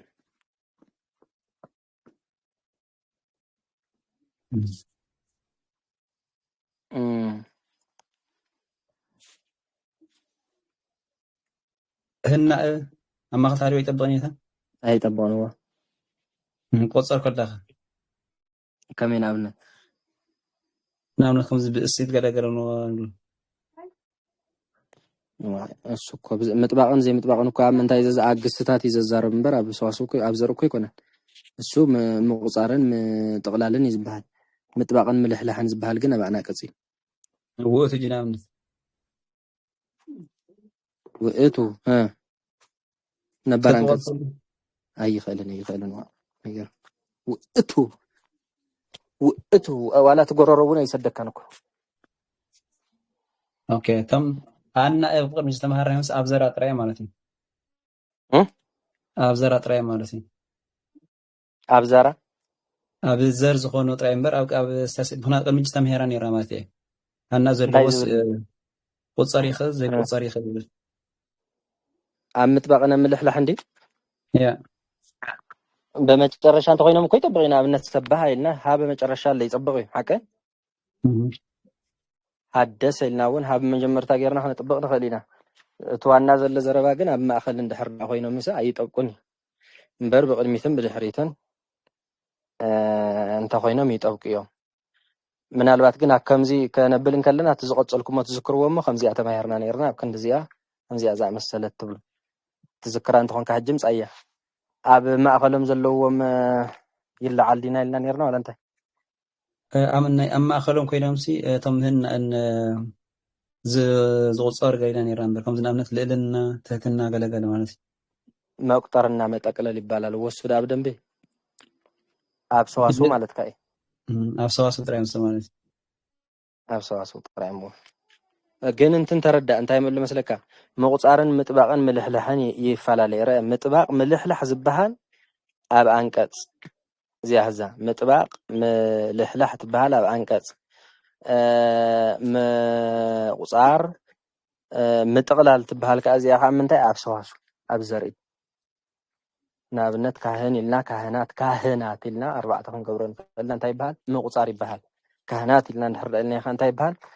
ምጥቅላል ይበሃል ኦኬ ምጥባቅ ምልሕላሕ ኣብ አንቀጽ ነው እወ እወ ምጥቅላልን ምቁፃርን ከዓ ኣብ ዘርኢ ኦኬ ኦኬ تا ምጥቅላልና ምቁፃር እያ ዘለካ ማለት እዩ ሓወሲ እወ እሰኒ ከዓ ተሓዊሰና ከለዋስ ሕጂ ምጥቅላልና ምቁፃር ኣብ ሰዋስው ጥራይ ዝከኣል እምበር ኣብ አንቀጽ ኣብ ግስስ ኣይከኣልን ኣይከኣልን ኣይከኣልን አይደለም ኣብ ግስ ይከኣልን ክንብል እንከለና ሕጂ ንኣብነት ኣለው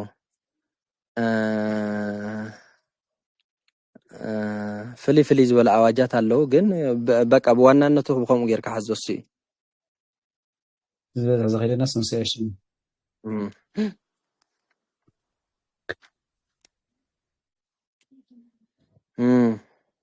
እሺ ዘከረ ስም ጠራ يذكر ስም ጠራ እሺ يذكر يذكر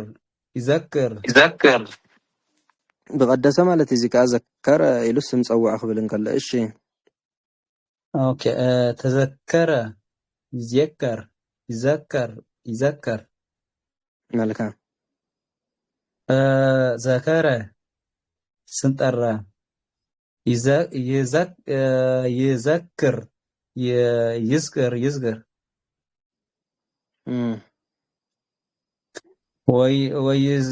ويذكروا سماتشي بكله ويذكروا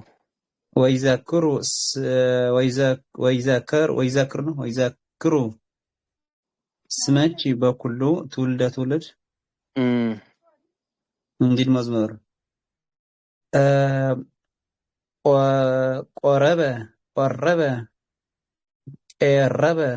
قرب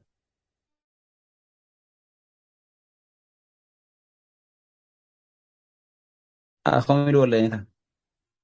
هو مجمريا فتلعل زل بقدس بقتلن بيبكا يتذكر زيك أنت أيو الكاي حتتي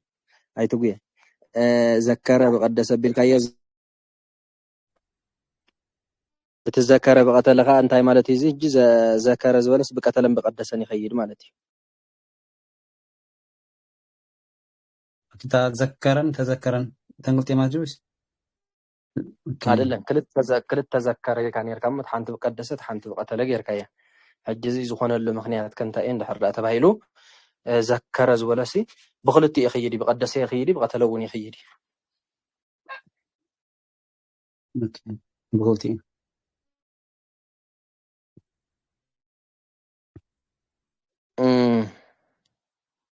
تا قربه እስኪ ታኔ ራታ ግሲ قربه قربه ቆን ድሕር ኮይኑ ቆረበ እሺ ቆረበ ቀረበ ቀረበ እነዚህ እኮ ርኢና ነርና ኢና ቀረበ እኮ ይበልና ኢና ኣብዚ ኣበናይ በግስ ርኢና ነርና ኣብዚ ሓለፈ ይመስለኒ ቀተለ ብጦመረ ብስየሰየ ብቀተለ እሺ ቆረበ ቀረበ ቀረበ ቀረበ ዲ ቀረበ እሺ ቆረበ ዝበሎ ቆረበ ይቆርብ ይቆርብ ይቆርብ ብጦመረ ማለት እዩ ቀረበ ዝበሎ ከዓ ብስየሰየ ይቀርብ ይቀርብ ይቀርብ ይላል ቀጥሎ ቀረበ ነው ቀረበ ዝበሎ እውን ይቀርብ ይቅርብ ይቅርብ ይላል ቀጥሎ ማን ነው خالق ደግሞ ዝል ነፍስን አይበለም ሀይል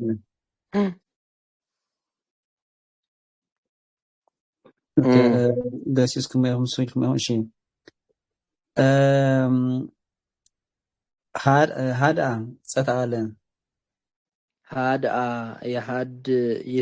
ይህዳ ናብራ ዝቕይሮ ዘሎ መን እዩ ማለት እዩ ናይ ኤፊደል ከም ዝገብሮ ዘሎ እሺ ይህዳ እሺ አሃደ አንድ አደረገ አሃደ ይእህድ ይአሃድ ይአሃድ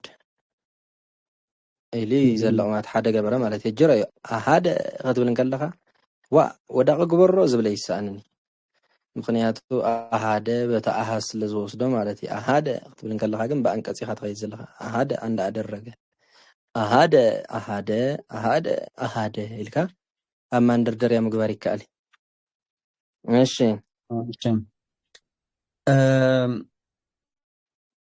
ግዘ ነቀፈ ግእዘ ይግእዝ ይግአዝ ይግአዝ ኢሊ ግሰስ አግዓዘ ናፃ ወጣ ያግዝ አዎ አግዓዘ ያግእዝ ያግእዝ ያግእዝ ዘንድነት ትእዛዙ ጠቅሎ ኦኬ ርእየ አየ ርእየ ይርየኢ ይርየኢ ይርየኢ ይላል አንድም ርእየ ይርየኢ ይርአይ ይርአይ ብሎ ይዘልቃል ረአየ ጠበቀ ረአየ ይርኢ ይርአይ ይርአይ ዘንድነት ትእዛዙ ተመሳሳይ ነው ተርእየ ተስማራ ተርእየ ይትረአይ ይትረአይ ይትረአይ ብሎ ካብ ካልኣይ ጀሚርካ ክሳብ ትእዛዝ ዘሎ ተመሳሳሊ እሺ ይትረአይ ወቦ እሺ ይትረአይ ወቦ ዘይብየ እሺ ወቦ ዘይብየ ተርእየ ተስማራ ተርእየ ዳኢልና የኮ ወቦ ዘይብየ ናይቲ አንቀጽ መርኮም ድምጽ ወለይ ተርእየ ይብሎኒ አንብቦ ጽቡቅ ጌርካ ወቦ ዘይብየ ተርአየ ባካሪኻ ተርእየ ኢልና ስለ ዝነበርና ብላዕሊ ብሳድስ ኣብዚ ከዓ ወቦ ዘይብየ ተርአየ ኢሎም እውን ብግእዝ ዝገብርዎ ኣለዉ ማለት እዩ ተርአየ ይትረአይ ይትረአይ ይትረአይ ይላል ያ አበየ እምቢ በለ አበየ የአቢ ይእቢ ይእቢ ይላል አንድም አበየ የአቢ ይእበይ ይእበይ ይላል አብየ ከፍ አለ አብየ የአቢ ይእበይ ይእበይ ብሎ ያው እንደ አበየ ይዘልቃል ይሄ ደግሞ በምንታይ ይፋላል እዚ ዳ እንታይ ዳ ፍልልዩ ከመይ ገርና ክንፈልዮ ንኽእል ንሕርዳ ኢልኩም ፊደል ምርኣይ ማለት እዩ እንድሕር ደኣ እምቢ በለ ኮይኑ በአልፋ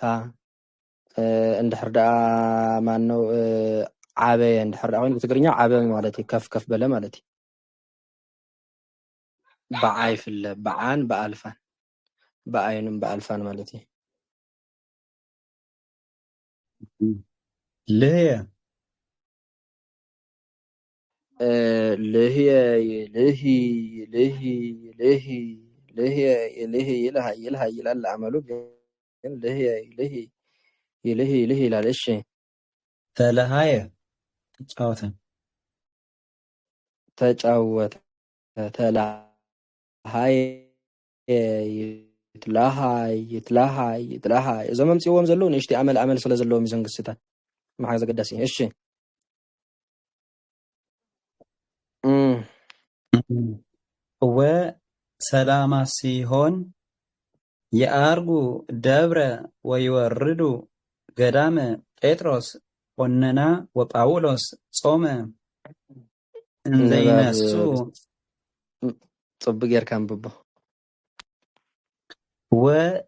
ወሰላማ ሲሆን የአርጉ ደብረ የአርጉ ይብልን የአርጉ ደብረ እሺ የአርጉ ደብረ ወይወርዱ ገዳመ ጴጥሮስ ወይወርዱ ገዳመ እሺ ጴጥሮስ ቆነና ወጳውሎስ ጾመ ጴጥሮስ ቆኖና ዘይኮነ ጴጥሮስ ቀኖና ወጳውሎስ ጾመ እሺ እንዘይነሱ እምአኮኑ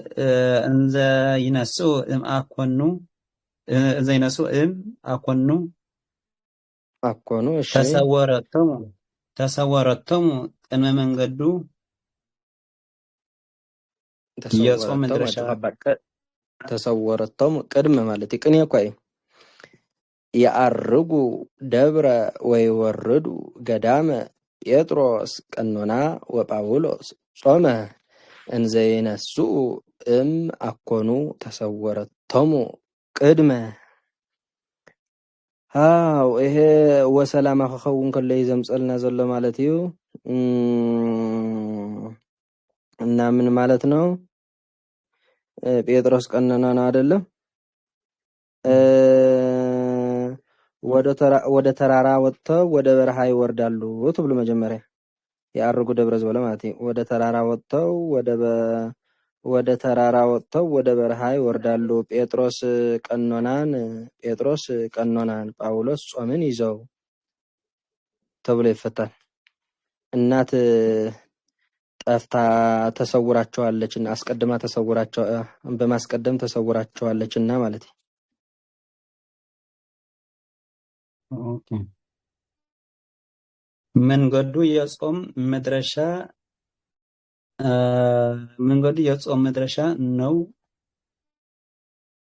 ነው ወዝቅኔሲ ኣብ ጾመ ፍልሰታ ዝተገብሮ ማለት ናይ ድንግል ማርያም ካብቶም ሐዋርያት ተሰዊራ ኣብ ዝነበረትሉ ጊዜ ዝተገብረ ቅኔ ማለት ናይ ጾመ ፍልሰታ ቅኔ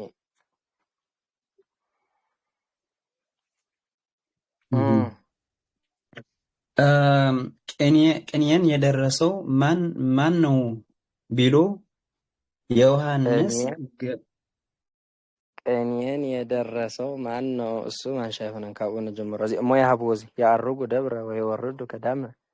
ጴጥሮስ ቀሎና ወጳውሎስ ጾመ እንዘይነስኡ አኮኑ ተሰወረቶም ቅድመ ፍቺ በለኝ ደግመልኩም እሺ ያርጉ ደብረ ወደ ተራራ ወጥተው ወይወርዱ ገዳም ወደ በረሃ ይወርዳሉ ጴጥሮስ ቀኖና ወጳውሎስ ጾመ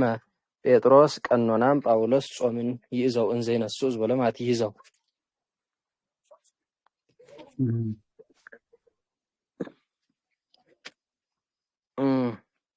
እሺ ያርጉ ማሰሪያ ደብር አጋ የወጣበት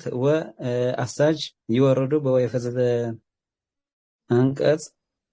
ገዳም አጋ የወጣበት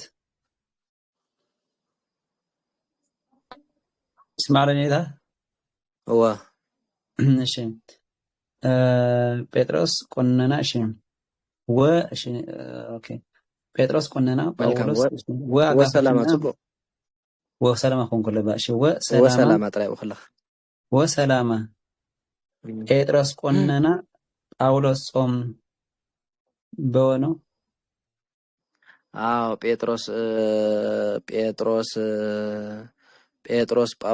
ጴጥሮስና ጳውሎስ ተሳልመው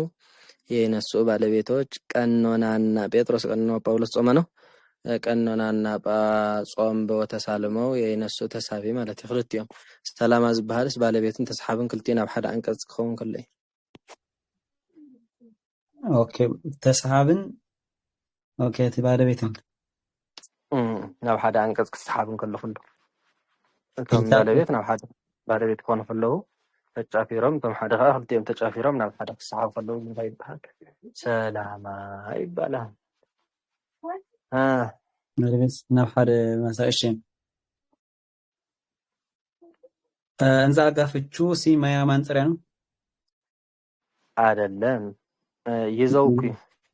አፍዛዥ ይዘው ነው። እሺ እንዘ አፍዛዥ ይነሱ በእንዘ የታዘዘ ማሰሪያ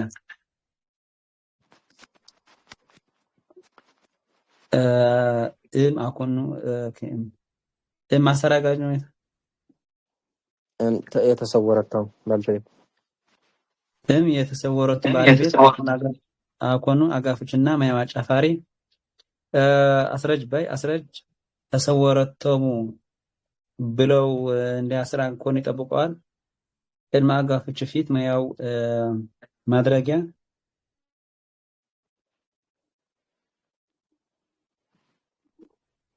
ከማለት ቅድመ እንታይ ልካያ ቅድመ አንቀጽ አጓናሽ ዳውስ ማድረግ ቅድመ አጋፍቹ ፊት ወይ ማያው አጓላማሽ ያሰ ቅድመ አንቀጽ አጓላማሽ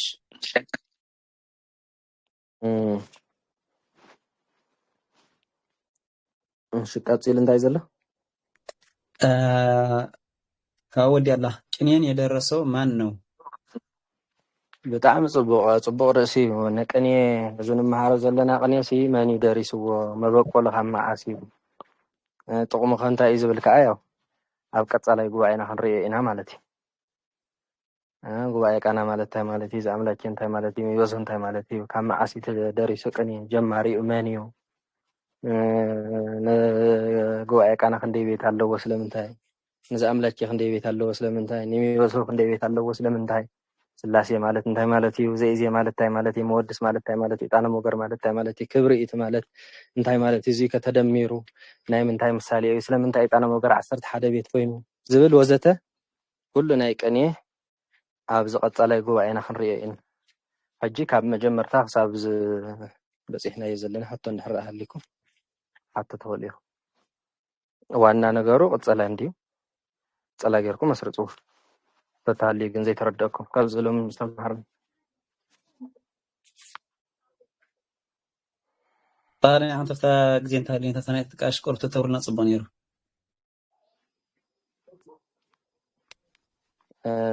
ከመይ ናይ ተጠቃሽ ተስሓብ እንተ ዝልይዎ ተጠቃሽ የድልየኒው ገለገለ ይልኩና ነይሩ አንተ እዚኣ እኮ ግልጽ ያ ሮቢ ተረዳእት ካላረ هو فليك ترجعنا لا በቃ ኣብ ቅጸላ ኣትሕዘ ኢኻ ቅጸላ ተጠቃሽ ከም ተስሓብ ለተቆጠር ዓቲ ክልተ ክስሕብ ስለ ዘይኽእል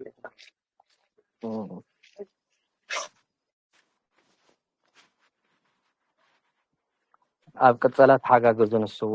ምናልባት ሓንሳብ እንድሕር ዳኣ ተዛሪቡ እንተዘይተረዲእኩም ሓደ ዝተረድኦ እዩ ነቲ ሓደ ዘረድእ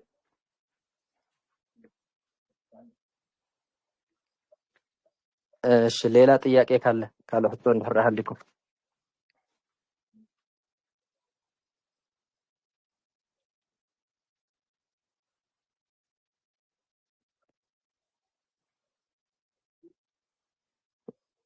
እሺ ዝተምሃርና እዮ እግዚኣብሔር ኣብ ልብና ይሕድረና ዝነጠበ ኣፍቲ ጋር መላእክቲ ይኣርመልና ኣብ በቐሺ እንቋዕ ደሓን መጻኹም ጽንዓት ይሃብኩም ኢልና ኢና ማቕተ ረኺቡ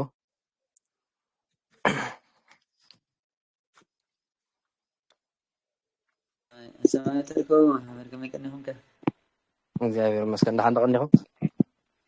እግዚአብሔር ይመስገን ሰላም ቸፍ ኩሉ ፈቃድ እግዚአብሔር ኢልና ኣብ ንዕና እግዚአብሔር ጽንዓት ይግበረልኩም ያው አሜን አሜን شبوش صلاة ولا صلاة ماشي مع تعاون لنا الجماعة تركبوا